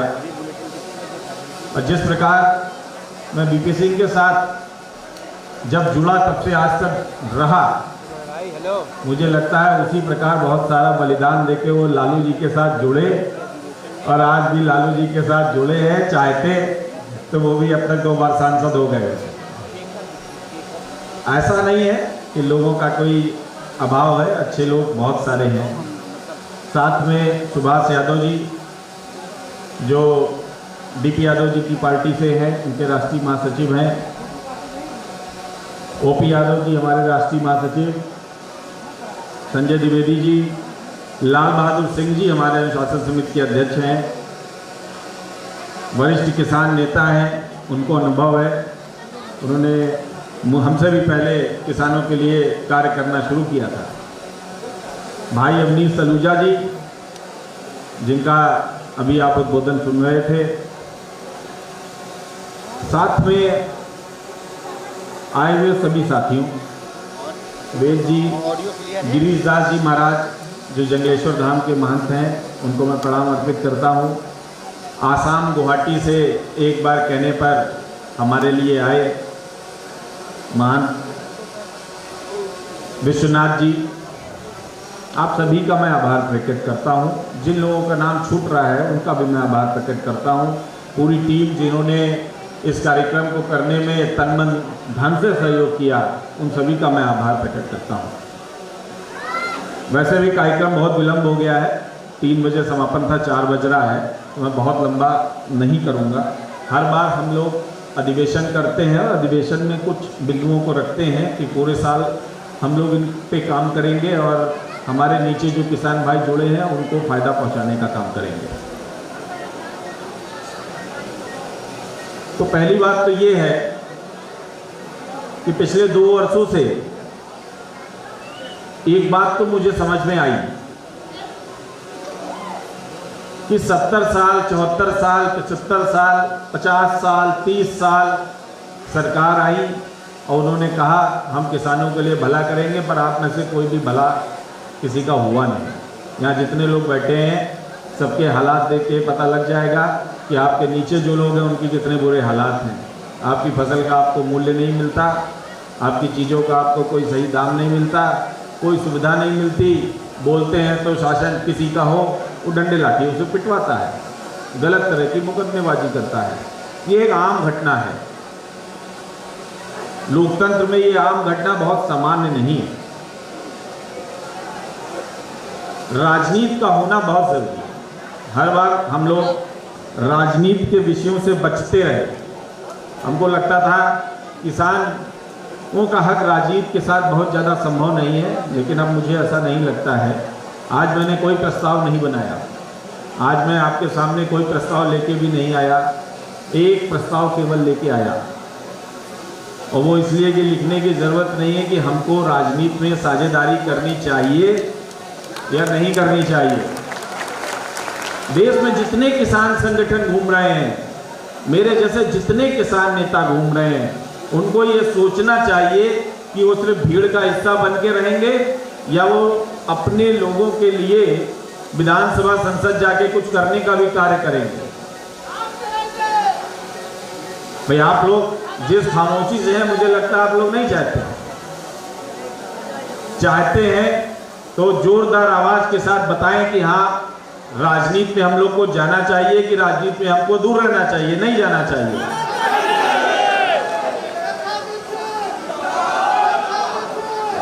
आज माननीय संजय सिंह जी हमारे साथ हैं। मैं उनके सामने, उन्होंने मुझसे कहा कि आप उद्बोधन कर चुके, उनको आने में विलंब हो गया। मैंने कहा नहीं, आप ही के सामने करना था, इसीलिए तो चुप बैठा था और इसीलिए इंतजार कर रहा था, आप आएंगे तब करूंगा। सलूजा भाई, मैं कांग्रेस में सपोर्ट किया। आदरणीय शीला जी हमारे परिवार की थी, उनके कहने पर हम लोग गए। आपके वहाँ गुलाम नबी जी, आशा फर्नांडीज जी, सबने बहुत प्यार दिया, इज्जत दिया। लेकिन जब मुझसे आपके प्रदेश अध्यक्ष राज बब्बर ने ये कहा कि बीपी सिंह की फोटो ठीक नहीं है, तो मुझे बड़ा कष्ट हुआ। जब उन्होंने मुझसे ये कहा कि अगर तुमको कांग्रेस में कुछ करना है या तुम चाहते हो कि तुम्हारे किसान कुछ चुनाव लड़े या कहीं आगे जाएं, तो बीपी सिंह की फोटो हटा दो। मैंने राज बब्बर जी से कहा आप टिकट दो ना दो, लड़ो ना लड़ो, मैं तो फोटो नहीं हटा सकता इतने साल से। मैं क्या मतलब राजा साहब को क्या कहूँगा, अब वो नहीं है तो मैं उनको छोड़ दूँ। मैंने कहा मैं फोटो नहीं हटा पाऊंगा, इसके लिए मुझे क्षमा। उन्होंने कहा तुम्हारा ही वर्ग तुम्हें नहीं मानेगा, अग्रणियों के ही मंडल कमंडल में वो दुश्मन रहे। मैंने कहा कोई बात नहीं, मैं समझा लूंगा। बोले ओबीसी साथ नहीं आता है, हमने कहा वो भी आप छोड़ दीजिए, उसकी बात भी मैं समझा लूंगा। मैंने कांग्रेस दफ्तर दोबारा नहीं गया। सलूजा भाई से उनका व्यवहार, उनकी चीज़ें हमेशा अच्छी लगी। उन्होंने हमेशा लोगों से संपर्क किया, दिल्ली बुलाया, बैठाया तो मैं जाता रहा, राहुल जी ने बुलाया तो भी मैं जाता रहा। लेकिन कोई ये कहे कि बीपी सिंह को हटा दो, तो मैं इस बात को स्वीकार नहीं करता। ये हमारा अपना जो है, हर आदमी का आदर्श होता है। हमारे आदर्श बीपी सिंह है, इसमें बुराई क्या है। आज रिजर्वेशन की राजनीति में लाभ हर व्यक्ति लेना चाहता है। आज रिजर्वेशन की राजनीति हर व्यक्ति करना चाहता है, लेकिन जिसने पैदा किया रिजर्वेशन से सबको, उसकी बात कोई नहीं करना चाहता है। ये दुख का विषय है। कांग्रेस इसीलिए पीछे भी जा रही है, आगे नहीं जा रही है। आज भी आपके जो लोग यहाँ बैठे हैं वो इसी टाइप की बातें करते हैं। मुझसे कल एक इंटरव्यू में पूछा गया कि आप राजनीतिक दृष्टि से किसको देखते हैं, तो मैंने कहा कांग्रेस को बहुत समय दिया गया, किसानों का क्या बदलाव हो गया। भाजपा को चलिए 10 ही साल दिए गए, मेरे हिसाब से तो 20 साल दिए गए, पर चलिए 10 ही साल दिए गए। मोदी जी को मान लेते हैं, तो अभी क्या हो गया। मोदी जी भी तो उनको पहुंचे थे ना सारे उद्योगपतियों के पास एक भेड़ी की तरह बेचने, कि उनकी जमीन बेच दो, उनकी चीजें बेच दो, उनके अधिकार बेच दो, उनको मजदूर बना के सड़क पे ले आओ। जितने भाई बहन यहाँ बैठे हैं, सबके बच्चों का भविष्य क्या होगा, सबके सब मजदूर हो जाएंगे, सब अपनी जमीन गिरवी रख देंगे किसी के वहां। ऐसा तो नहीं है। फिर उन्होंने कहा तो आप आम आदमी पार्टी में क्या देखते हैं। हमने कहा क्यों नहीं, मैं ना मूवमेंट में भी था, मैंने कहा आम आदमी पार्टी में किसी भी किसान को भविष्य देखने में क्या हर्जा है? जब बाकियों ने नहीं किया तो जो कर रहा है आप उसके साथ जाएंगे तो उसकी बात तो करेंगे। क्यों नहीं जाएंगे? क्योंकि वो नया है। लेकिन अब तो राष्ट्रीय पार्टी है, इसके लिए बहुत बहुत बधाई। जो लोग कुछ दिन पहले कहते थे नया है, आज इनको समझ में आना चाहिए कि इतने कम अंतराल में एक पार्टी राष्ट्रीय पार्टी बन गई। इसका मतलब देश में जो वैक्यूम खाली है उसको वो भरने का काम कर रही है लगातार। आपको दिख ही नहीं रहा है। भाजपा कुछ भी सोचती हो, कांग्रेस कुछ भी सोचती हो, लेकिन आम आदमी पार्टी चलती जा रही है, बात करती जा रही है, मुद्दों की बात कर रही है। ये नहीं कहती है। मैंने संजय जी से भी पूछा, मैंने कहा राजा साहब की फोटो हटा दूं, आपको कोई दिक्कत तो नहीं है? संजय जी ने कहा नहीं मुझे क्या दिक्कत है, मुझे कोई प्रॉब्लम नहीं है। मैंने कहा, फिर उन्होंने मुझसे कहा कि जो है मेरे तो शीला जी से भी बहुत अच्छे संबंध रहे, संदीप से मेरी बहुत अच्छी मित्रता है, ऐसा कोई बात ही नहीं है, इस पर कौन सी बात है, अब जिसकी मर्जी हो उसकी फोटो लगाइए। हमने कहा नहीं, मैंने इसलिए पूछा कि लगभग दल इसी हिसाब से काउंटेशन करते हैं कि अपर वर्ग तो नहीं भाग जाएगा, क्या पिछड़ा तो नहीं चला जाएगा, अगड़ा तो नहीं चला जाएगा। मुद्दों की बात नहीं करता कोई। हमारी समस्याएं हैं, उनको समझिए। हमसे पहले सारे वक्ताओं ने यही कहा, आप धर्म और जाति में भटके सिर्फ बर्बाद हो रहे हैं। रावण भी केसरिया वस्त्र पहन के ही सीता माता को हरने आया था। बड़ा रामायण और गीता की दिन भर बात करते हैं भाजपा के प्रवक्ता, उनको ये समझ में आना चाहिए। रामायण में बड़ा साफ साफ लिखा है, वो केसरिया कपड़ा ही ऐसा है, जो पहन लेता वो साधु लगने लगता है। जिसको मन हो या पहना दो, या आपसे पैर छूना शुरू कर देंगे। आप उसका कोई व्यक्तित्व नहीं देखेंगे, ये इसका प्रभाव है। गुरुजी मैं सही कह रहा हूं ना? ये वस्त्र ही ऐसा है जिसका हमारे दिमाग में प्रभाव है, हमारे डीएनए में प्रभाव है। आपने चार वो वस्त्र पहना के महंत और स्वामी बैठा दिए और आपने कहा आप जो ये कर रहे हैं वो सही है, वही धार्मिक है। हिंदू समाज का जितना नुकसान भारतीय जनता पार्टी करके जाएगी, इतना नुकसान मुगलों ने भी नहीं किया होगा। जब रावण का असली रूप सामने आएगा तब श्रीलंका की जो हालत है वही बना देंगे उत्तर प्रदेश की। मैंने कहा काशी को तो भुगतना पड़ेगा तब जब पता लगेगा ये महादेव नहीं रावण था। भाई आप यहां वहां गए, पंजाब गए, आप सरदार बन गए। आप काशी आते हैं, ऊपर रुद्राक्ष पहन लेते हैं बहुत सारे। आप आसाम जाते हैं, वहां की माला पहन लेते हैं। अरे तो नौटंकी करने वाले का काम होता है ना ये काम। कोई मतलब कोई नेता का थोड़ी होता है। नेता जैसा है वैसा है, घर में भी वैसे मिलेगा, बाहर भी वैसे मिलेगा, कहीं जाइए वैसे मिलेगा। कोई डिजाइनिंग थोड़ी करता रहता है सुबह शाम। आप संजय जी की फोटो 500 उठा के देख लीजिए आप फेसबुक पर, सब एक ही जैसी मिलेगी। ढूंढे नहीं मिलेगी कि इसमें अंतर कैसे करें, सब तो एक जैसी आ रही है। अशोक जी की उठा के देख लीजिए। तो धर्म के नाम पर एक तो छलने से बचिए।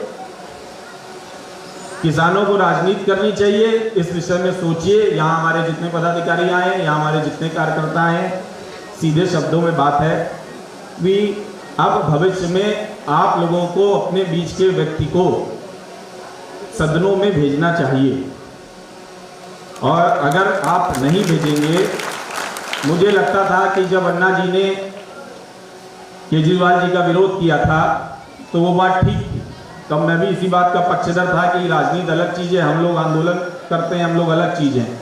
और उन्होंने सही किया था, वरना उस आंदोलन का तो छोड़िए, देश में किसी शक्ति का ही कोई मतलब नहीं रहा होता। मैंने अन्ना जी को जब अन्ना जी ममता बनर्जी के साथ गए तब मैंने उनको जाके खुद कहा, मैंने कहा जाना ही था तो आप केजरीवाल जी के साथ चले गए होते, ममता जी के साथ क्यों चले गए? ममता जी के साथ जाने का क्या मतलब है? अरे वो साथ में थे, अच्छे थे, बुरे थे, आपको नहीं अच्छा लगता, लेकिन थे तो साथ में। और ममता जी का क्या मतलब है? शाम को नाराज हो गए, बोले ममता के वहां भी नहीं जाएंगे। दूसरे दिन ममता जी ग्राउंड में दिल्ली के अकेले खड़ी रह गई।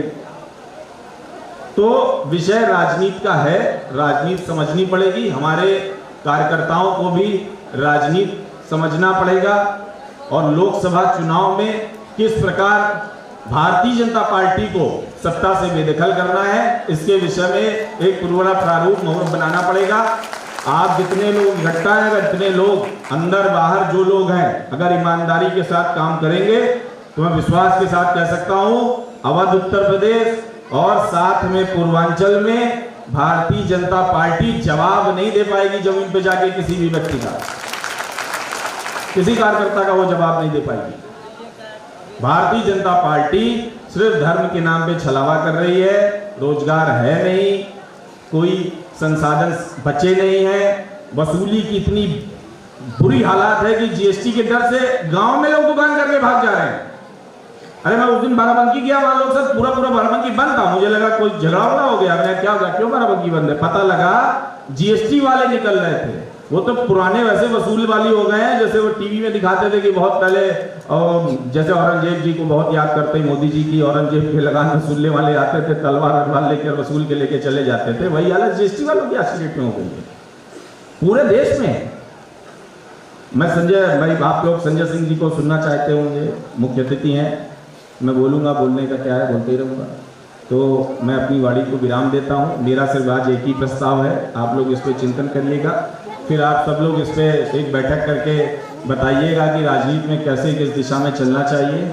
और मुझे लगता है कि आप लोग जो है माननीय संजय सिंह जी को सुने, क्योंकि मैं भी उनको सुनना चाहता हूँ कि किसानों को लेकर के उत्तर प्रदेश में आम आदमी पार्टी के पास ऐसा क्या है कि सारा किसान आम आदमी पार्टी के पीछे खड़ा हो। दूसरी बात, जाति और धर्म से ऊपर उठकर आम आदमी पार्टी ने बाकी प्रदेशों में काम किया है, गुजरात में भी काम किया है, हिमाचल में भी काम किया है, सीटों की बात अलग है, दिल्ली में किया है, पंजाब में किया है, तो उत्तर प्रदेश में क्यों नहीं हो सकता, उत्तर प्रदेश में भी हो सकता है।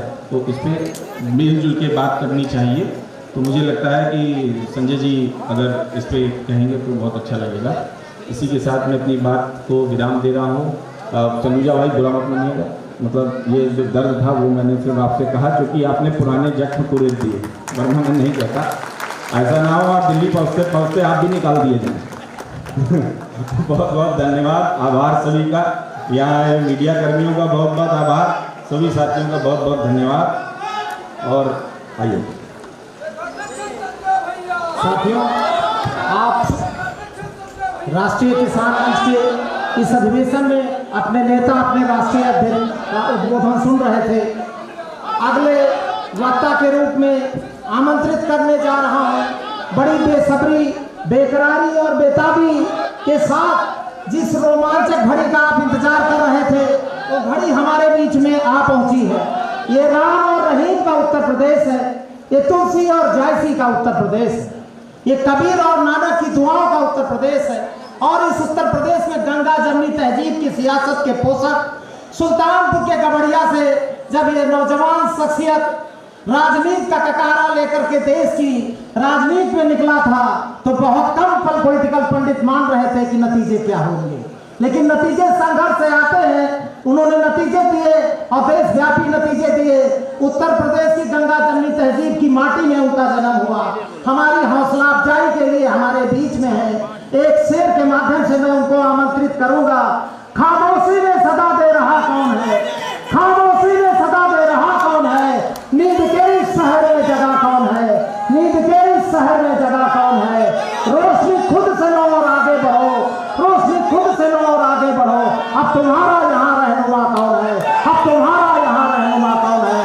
आपसे रूबरू है राज्यसभा के सांसद और आज के इस कार्यक्रम के चीफ गेस्ट आदरणीय संजय सिंह जी।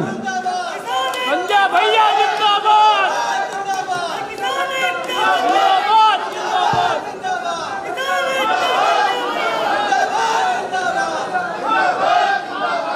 मंच पे आसीन राष्ट्रीय किसान मंच के अध्यक्ष भाई शेखर दीक्षित जी, समाजवादी राजनीति और जनता दल की राजनीति से एक लंबा रिश्ता रखने वाले और अपने दल के प्रति ईमानदारी और निष्ठा से कैसे कार्य किया जाता है, इसके उदाहरण राष्ट्रीय जनता दल के प्रदेश अध्यक्ष भाई अशोक सिंह जी, सलूजा साहब जो यहाँ पे अभी बोल रहे थे, राहुल गांधी जी की कोर कमेटी के सदस्य अविनाश सलूजा साहब, राष्ट्रीय किसान मंच के तमाम हमारे सम्मानित पदाधिकारीगण, आम आदमी पार्टी के हमारे जिला अध्यक्ष रोहित श्रीवास्तव जी, सादाब भाई, ललित भाई, उपस्थित साथियों, दोस्तों, और इतनी बड़ी तादाद में आप लोग सुबह से यहाँ पर एकत्रित हैं, आप सबका हृदय की गहराइयों से मैं स्वागत करता हूँ, अभिनंदन करता हूँ, वंदन करता हूँ। इतनी भारी संख्या में आप लोग यहाँ मौजूद हैं। साथियों और दोस्तों, अभी किसानों की समस्याओं पर भाई अशोक सिंह जी, शेखर दीक्षित जी और तमाम हमारे वक्ताओं ने अपने विचार रखे। राजनीति में क्यों आना चाहिए इसके बारे में शेखर भाई ने बताया, और मैं आपको बताऊं कि मैंने अपने सार्वजनिक जीवन की शुरुआत आजाद समाज सेवा समिति नाम की एक संस्था से की। मैंने तो 16 साल तक रेहड़ी पटरी वालों के लिए काम किया। राजनीति को मैं सबसे बुरी चीज मानता था। मैं कहता था दुनिया में सारे काम करना है, राजनीति नहीं करना है। लेकिन फिर धीरे धीरे मुझे यह समझ में आया कि किसान अपना किसान आंदोलन करे, समाज सेवा वाले झाड़ू लगा के सफाई करे, रजाई कंबल बांटे, लोगों की सेवा करे, लेकिन जो सिस्टम है, जो व्यवस्था है, जो राजनीति के लोग कश्मीर से लेकर कन्याकुमारी तक चलाते हैं, पूरे देश में विधायक, सांसद, मंत्री, मुख्यमंत्री चलाते हैं, देश के प्रधानमंत्री और केंद्रीय मंत्री चलाते हैं, अगर वो भ्रष्टाचार करते रहेंगे और हम उसमें घुसकर उसकी सफाई नहीं करेंगे तो देश का कभी भला नहीं हो सकता। 100 साल हम ऐसे किसान मंच और ऐसे सामाजिक संस्थाओं में काम करते रहेंगे और वो देश को लूटते रहेंगे। तो यह भी जरूरी है, आंदोलन भी जरूरी है, किसान मंच भी जरूरी है, लेकिन इसके साथ साथ डॉक्टर लोहिया ने कहा था सड़क से लेकर संसद तक, यानी कि अगर सड़क खामोश हो गई तो संसद बेलगाम हो जाएगी। सड़क भी जिंदा रहनी चाहिए और संसद भी जिंदा रहनी चाहिए। संसद पे अगर अंकुश लगाना है तो सड़क को भी जिंदा रखना है और संसद में ऐसे लोगों को भेजना है जो आपकी आवाज उठा सके। आपके बीच में जाकर सिर्फ अगर हम 1 साल तक किसानों ने आंदोलन किया, 1 साल तक किसानों ने आंदोलन किया, और बड़े शर्म की बात है, मैं आपके सामने आज बताना चाहता हूं, 1 साल के उस आंदोलन के दौरान 3-4 बार ऐसी परिस्थितियां राज्यसभा के अंदर आई जब हड़कंप हुआ, जब मुझे सस्पेंड करके घसीट के बाहर निकाला गया मार्शल के द्वारा, और जिस दिन ये काला कानून आपके खिलाफ आ रहा था, मैंने पार्लियामेंट के अंदर माइक तोड़ा तो मेरी पूरे देश में आलोचना हुई। लोगों ने कहा संजय सिंह ने संसद में माइक तोड़ दिया। मैंने कहा बेईमानो, अगर तुम किसानों की हड्डी तोड़ोगे तो मैं माइक तोड़ने का काम करूंगा। मैं वहां गूंगा बहरा बन के बैठने के लिए नहीं गया। संसद के अंदर अगर गया हूं तो आपकी आवाज उठाने के लिए गया हूं, आपकी लड़ाई लड़ने के लिए गया हूं। एक ऐसा कानून, काला कानून हिंदुस्तान के अंदर लाया जा रहा था जिससे आपकी खेती के ऊपर कब्जा हो जाता। तमाम जो जमींदारी की व्यवस्था लंबी लड़ाई के बाद हिंदुस्तान में खत्म हुई थी, उस काले कानून में मोदी जी कह रहे थे कि अब कोई भी व्यापारी चाहेगा, पूंजीपति चाहेगा तो 20,000 एकड़ जमीन आपकी ठेके पे ले सकता है, 50,000 एकड़ जमीन आपकी ठेके पे ले सकता है, 1 लाख एकड़ जमीन आपकी ठेके पे ले सकता है, और जो आपके बीच की मेड़े रहेंगी उस मेड़ों को पाट कर उसमें बड़े बड़े गोदाम बना के और बड़ी बड़ी फार्मिंग करके रुपया कमाया जाएगा। और 3 साल और 4 साल के कॉन्ट्रैक्ट खत्म होने के बाद जब आप जाएंगे उस अडानी के पास, अंबानी के पास, बड़े बड़े पूंजीपति के पास कि भैया हमारा जो खेत लिए थे हमको वापस दे दो, तो कहिए कि जहां है खेत ढूंढ ले अपन, जहां तुम्हारा खेत है खोज लो, क्योंकि उसके ऊपर तो मेरे तो सपाट कर दी गई, वहां तो नाले बन गए, वहां बड़े बड़े गोदाम बन गए, बड़े बड़ी बिल्डिंगें और घर बन गए। आपकी खेती पे कब्जा करने की साजिश थी। इस कानून में एमएसपी की व्यवस्था को खत्म करने की साजिश थी। एक साल आपको बताया गया आपका अनाज सरकार अधिक मात्रा में खरीद रही है, एमएसपी दे रही है, किसानों चिंता किस बात की है? इस बार खरीद कम कर दी गई और ये लगातार कम की जाएगी। आपसे प्रधानमंत्री जी जब मुख्यमंत्री थे तो कहते थे स्वामीनाथन आयोग की रिपोर्ट लागू करेंगे, स्वामीनाथन आयोग की रिपोर्ट लागू करेंगे।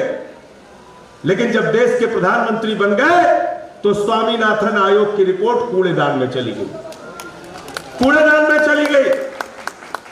मैं आज इस किसान मंच के माध्यम से, राष्ट्रीय किसान मंच के माध्यम से आह्वान करता हूं आप सबका कि ये C2+50% यानी लागत मूल्य निर्धारित करने का जो तरीका स्वामीनाथन आयोग की रिपोर्ट में बताया गया है, उसके ऊपर 50% का मुनाफा लगा के न्यूनतम समर्थन मूल्य एमएसपी किसानों को दी जाए। इस बात की लड़ाई आप लड़िए, हम आपके साथ रहेंगे। पार्लियामेंट में भी इसके लिए सवाल हमने उठाया, इसके लिए सवाल उठाया। थोड़ी देर बात होने दो, ये नारे बंद कर दो। तो इसलिए साथियों और दोस्तों, किसानों के सामने एक संकट नहीं है। आपको क्या कहा जाता है? अरे भाई किसान सम्मान निधि दी जा रही है, आपको किसान सम्मान निधि दी जा रही है। कितनी दी जाती है? 4 महीने में 2000 रुपए और साल के 6000 रुपए। एक आदमी के हिस्से में प्रतिदिन कितना आया? 16 रुपए। कितना आया? 16 रुपए। दूध के 1 लीटर का दाम कितना है? 50 रुपए, 60 रुपए। 20 रुपए में पानी की बोतल मिलती है। बच्चे की फीस कैसे जमा करेंगे? घर में कोई बीमार हो जाए तो उसका इलाज कैसे होगा? आप 16 रुपए एक किसान को देकर आप देश भर में ढिंढोरा पीटते हैं, किसान सम्मान निधि, किसान सम्मान निधि। ऐसा सम्मान हमको नहीं चाहिए। हमको सरकार के खजाने में जो पैसा है उसकी हिस्सेदारी चाहिए, उसमें बराबरी का हक चाहिए। आप 300 यूनिट बिजली फ्री मिलती, कहते रेवड़ी बांट रहे हैं केजरीवाल। पानी फ्री दे रहे, रेवड़ी बांट रहे। आप इलाज मुफ्त कर रहे हैं, केजरीवाल कहते हैं रेवड़ी बांट रहे। रेवड़ी क्या है मैं आपको बताता हूं। अभी इस संसद के अंदर, और किसान भाइयों इन मुद्दों को आपको जानना बहुत जरूरी है। शेखर भाई इन सवालों पर बहस चलानी चाहिए। अशोक जी भी बैठे हैं यहां पे। अभी पार्लियामेंट में, राज्यसभा में वित्त मंत्री जी ने जवाब दिया है, बहुत चौंकाने वाला जवाब। और वो जवाब क्या है? उन्होंने कहा कि 10.5 लाख करोड़ रुपए हमने चंद पूंजीपतियों का राइट ऑफ किया है पिछले 5 साल में। राइट ऑफ का मतलब समझते हैं, अंग्रेजी के शब्द ये लोग बोलते हैं जिससे आम आदमी को समझ में ना आए। राइट ऑफ का सीधा मतलब मैं आपको समझा दूं, बट्टे खाते में डालना। यानी कि चाय की दुकान पर अगर पैसा ज्यादा हो जाए, 2000-3000 रुपए, तो जैसे स्टूडेंट जो छात्र लोग पढ़ते हैं, कहते हैं ऐसा है कि एक बट्टा खाता में डालो, 100 रुपया लो, बाद चाय पियो शुरू करो। तो पुराना पैसा, बकाए का पैसा 10.5 लाख करोड़ रुपए चंद पूंजीपतियों का बट्टे खाते में डाल दिया। वो पैसा किसका पैसा है मैं पूछना चाहता हूं। वो पैसा किसका पैसा है? जो बैंकों में जमा पैसा है, किसान का पैसा, मजदूर का पैसा, छोटे व्यापारी का पैसा, जो पैसा अपनी गाढ़ी कमाई का पैसा एक कर्मचारी मेहनत करके कमा के जो बैंकों में जमा करता है, नरेंद्र मोदी जी की सरकार ने वो पैसा उठा उठा के अपने पूंजीपति मित्रों को बांट दिया। और वो पैसा कोई थोड़ा मोड़ा पैसा नहीं है, 10.5 लाख करोड़ रुपए। मैं अगर जीरो लगाने को कहूं तो जीरो लगाते लगाते आप थक जाएंगे, इतना पैसा उठा के दे दिया। आप अपने बच्चों के लिए स्कूल मांगते हैं, सरकार कहती है पैसा नहीं है। अस्पताल मांगते हैं, सरकार कहती है पैसा नहीं है। नौकरी मांगते हैं, सरकार कहती है पैसा नहीं है। फसल का दाम मांगते हैं, सरकार कहती है पैसा नहीं है। आप कहते हैं हमको पेंशन दे दो बुढ़ापे में, सरकार कहती है पैसा नहीं है। ये पैसा गया कहां? ये पैसा इन चंद पूंजीपति के मित्रों के ऊपर सरकार ने लुटा दिया। राष्ट्रीय किसान मंच के लोगों इसका हिसाब मांगिए और बार बार पूछिए। मैं राज्यसभा में वित्त मंत्री का वो जवाब आपको दूंगा। पूछिए उनसे। एक सवाल और पूछा गया कि ये जो 10.5 लाख रुपए तुमने माफ किया है ये किसका है? नाम तो बता दो। तो हमारे यहां भारतीय परंपरा में पत्नियां अपने पति का नाम नहीं लेती है ना। ऐसी हमारी मोदी जी की सरकार है। वो पूंजीपतियों की पतिव्रता पत्नी है। वो नाम नहीं लेते। उनसे पूछा गया नाम तो बताओ किसका पैसा माफ किया तुमने? अरे 1000, 10,000, लाख, 2 लाख नहीं, करोड़, 2 करोड़ भी नहीं, 10.5 लाख करोड़ रुपए तुमने माफ कर दिया। नाम तो बता दो। तो कहने लगे नाम नहीं बताएंगे। अगर शेखर दीक्षित जी का 2 लाख रुपए बैंक का कर्जा हो तो पूरे गांव में इनकी बेइज्जती की जाएगी। बैंक के सामने इनका नाम चस्पा कर दिया जाएगा। संजय सिंह का अगर 5 लाख रुपए का कर्जा बाकी हो तो पूरे इलाके में, पूरे मोहल्ले में मेरी बेइज्जती की जाएगी। बैंक वाले डुगडुगी पिटवा के तहसीलदार आएगा, मुझे कालर पकड़ के हवालात में बंद कर देगा। अगर हमारे किसान भाई का 20,000 रुपए का भी कर्जा बाकी होगा तो उसका कालर पकड़ के तहसील के हवालात में बंद कर दिया जाता है। कहा जाता है ये तो बकायेदार है, ये तो कर्जदार है। लेकिन 10 लाख करोड़ रुपए जिन लोगों ने हिंदुस्तान का लूट लिया, आप सबका लूट लिया, उनका नाम सरकार नहीं बता रही। मोदी जी कह रहे हैं हमारी सरकार पूंजीपति मित्रों की पतिव्रता पत्नी है। हम नाम नहीं लेंगे उनका। नाम पूछना चाहिए कि नहीं पूछना चाहिए? पूछना चाहिए कि नहीं पूछना चाहिए?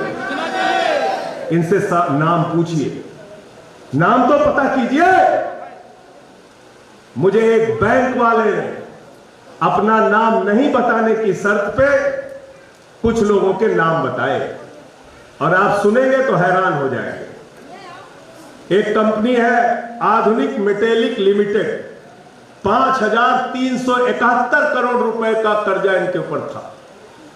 410 करोड़ रुपए इन्होंने जमा किया, 4,961 करोड़ रुपए इनका माफ कर दिया गया। कितना? 4,961 करोड़ रुपए। एक कंपनी है आलोक इंडस्ट्रीज लिमिटेड, 29,000 करोड़ रुपए का कर्जा इनके ऊपर था। 5,000 करोड़ रुपए इन्होंने जमा किया, 24,000 करोड़ रुपए इनका माफ कर दिया गया। एक कंपनी है एमटेक ऑटो लिमिटेड, 12,000 करोड़ रुपए का कर्जा इनके ऊपर था। 2,000 करोड़ रुपए इन्होंने जमा किया, 10,000 करोड़ रुपए इनका माफ। और ये 10,000 रुपया नहीं, 10,000 करोड़, 10,000 करोड़। सुनिए। और ये टोटल इनका जो कंपनियों का है, मैं लिस्ट भी इसकी दे दूंगा, 5,44,434 करोड़ रुपए चंद कंपनियों की लिस्ट मुझे मिली है। इनका पैसा बाकी था और इसमें से 1,90,000 करोड़ रुपए इन लोगों ने जमा किया और 3,53,000 करोड़ रुपए इनका माफ कर दिया गया। ये सेटलमेंट हुआ, माफ किया गया 3.5 लाख करोड़ रुपए।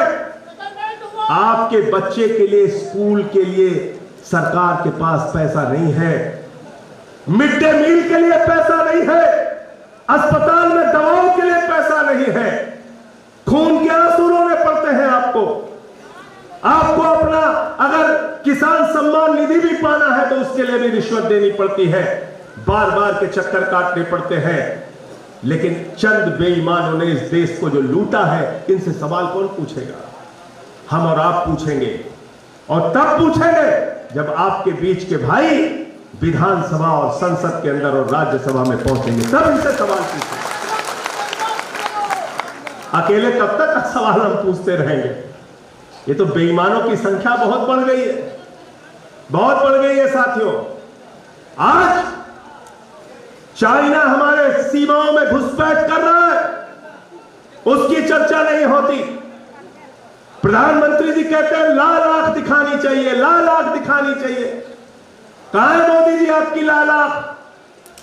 पहले डोकलाम होता है चीन की घुसपैठ, फिर गलवान होता है चीन की घुसपैठ, हमारे 20 जवानों की शहादत होती है गलवान में, फिर तवांग में घुसपैठ होती है। और जब हमारे 20 जवानों की शहादत हुई तो भारतीय जनता पार्टी के लोग घूम घूम के नारे लगा रहे थे और ड्रामे कर रहे थे, चीनी सामानों का बहिष्कार करेंगे, चीनी कंपनियों पे प्रतिबंध लगाएंगे। आपको मालूम है अशोक भाई कितना चीनी कंपनियों के साथ व्यापार किया इन्होंने? 2020-21 में गलवान के बाद चीन के साथ जो हमारा आयात हुआ पहले साल 5 लाख करोड़ रुपए, और उसके बाद बोले, फिर से जब उन्होंने आंख दिखाई तो बोले अभी व्यापार कम है, इस साल का व्यापार है $97 बिलियन, यानी कि लगभग 7.25 लाख करोड़ रुपए का हम आयात कर रहे हैं। हम उनको मिसाइल बनाने का पैसा दे रहे हैं, हम उनको तोप बनाने का पैसा दे रहे हैं, हम उनको अपने ऊपर हमले करने के लिए पैसा दे रहे हैं कि आओ हमारे देश के अंदर घुसपैठ करो और हमले करो। ये इस देश की सरकार की सच्चाई। लेकिन इन सब के बाद मुझे अफसोस के साथ ये कहना पड़ रहा है कि इस देश के अंदर बेरोजगारी के सवाल पे चर्चा नहीं होती, शिक्षा के सवाल पे चर्चा नहीं होती, बिजली पानी के सवाल पर चर्चा नहीं होती, किसानों के फसल के दाम के सवाल पे चर्चा नहीं होती। पिछले कई दिनों से टीवी चैनल पे चर्चा क्या चल रही है? भगवा कपड़े में डांस कैसे हो गया, भगवा कपड़े में डांस कैसे हो गया। सोशल मीडिया वाले निकाल रहे हैं कि बीजेपी के तो तीनों सांसद भगवा कपड़े में डांस कर करके हीरोइनों के साथ उनका डांस का कार्यक्रम चल रहा है। ये मुद्दा है देश का, ये विषय है। भगवा कपड़े पे पहनने वाले चिन्मयानंद को हम लोगों ने नहीं देखा। भगवा कपड़े में इसी उत्तर प्रदेश में हमारे मुख्यमंत्री योगी आदित्यनाथ जी घूमते हैं। एक कार्यक्रम में गए हरदोई या सीतापुर में, कहां पे, वहां पर लैट्रिन भगवा कलर के बना दिए। बताइए, टॉयलेट भगवा कलर में बना दिए। ये हो रहा, और हमसे कहते हैं भगवा का सम्मान कीजिए। अरे भगवा का सम्मान कम से कम भाजपाइयों से हम लोगों को नहीं सीखना है, बिल्कुल नहीं सीखना। हम भारतीय संस्कृति में यकीन रखते हैं, भारतीय सभ्यता में यकीन रखते हैं, गंगा जमुनी तहजीब में यकीन रखते हैं। और ये वो मुल्क है जहां बिस्मिल्लाह खान की सहनाई संकट मोचन के मंदिर में गूंजती है। यह वो मुल्क है जहां मलिक मोहम्मद जायसी पद्मावत लिखते हैं।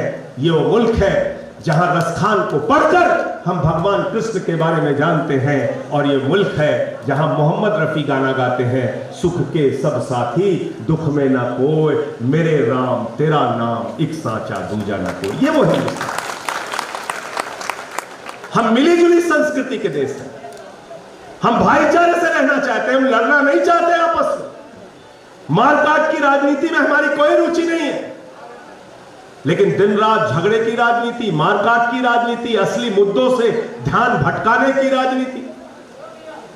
तो मैं तो आप सब लोगों से एक ही अनुरोध करना चाहता हूं कि जिस नेता के नाम पर आप ये मंच चला रहे हैं, स्वर्गीय विश्वनाथ प्रताप सिंह जी, मैं तो ये कहूंगा कि गौतम बुद्ध की परंपरा को अगर हिंदुस्तान की राजनीति में किसी ने आगे बढ़ाने का काम किया तो उस व्यक्ति का नाम है स्वर्गीय विश्वनाथ प्रताप सिंह।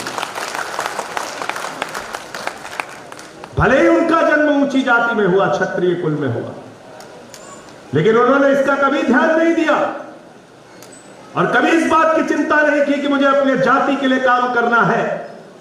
उन्होंने जो सवाल उठाया, जो लड़ाई लड़ी और जो सामाजिक न्याय का सिद्धांत दिया, उस सामाजिक न्याय के सिद्धांत में उन्होंने कहा कि सत्ता के अंदर और नौकरियों के अंदर भागीदारी मिलनी चाहिए पिछड़े, शोषित, वंचित समाज के, दलित, कुचले, इन सारे लोगों को मिलनी चाहिए।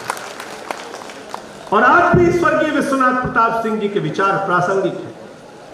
प्रासंगिक लगते हैं हमें उस समय लगते हैं जब हम देखते हैं कि राजस्थान के एक मंदिर में एक दलित शादी करके जाता है तो उसको घुसने नहीं दिया जाता। प्रासंगिक लगती है हमें उस वक्त जब बुलंदशहर के अंदर एक सीआरपीएफ का जवान जो दलित समाज से आता है, उसकी शादी होती है तो वो कहता है घोड़ी पर बैठने के लिए हमें पुलिस की सुरक्षा दी जाए। अगर आजादी के 75 साल के बाद भी मिड डे मील बनाने वाली दलित महिला के हाथों से आज मिड डे मील नहीं खाई जा रही है तो स्वर्गीय विश्वनाथ प्रताप सिंह जी के विचार प्रासंगिक हैं और इसको लेकर हमें आगे बढ़ना पड़ेगा। समरसता की बात, एकता की बात, धर्मनिरपेक्षता की बात,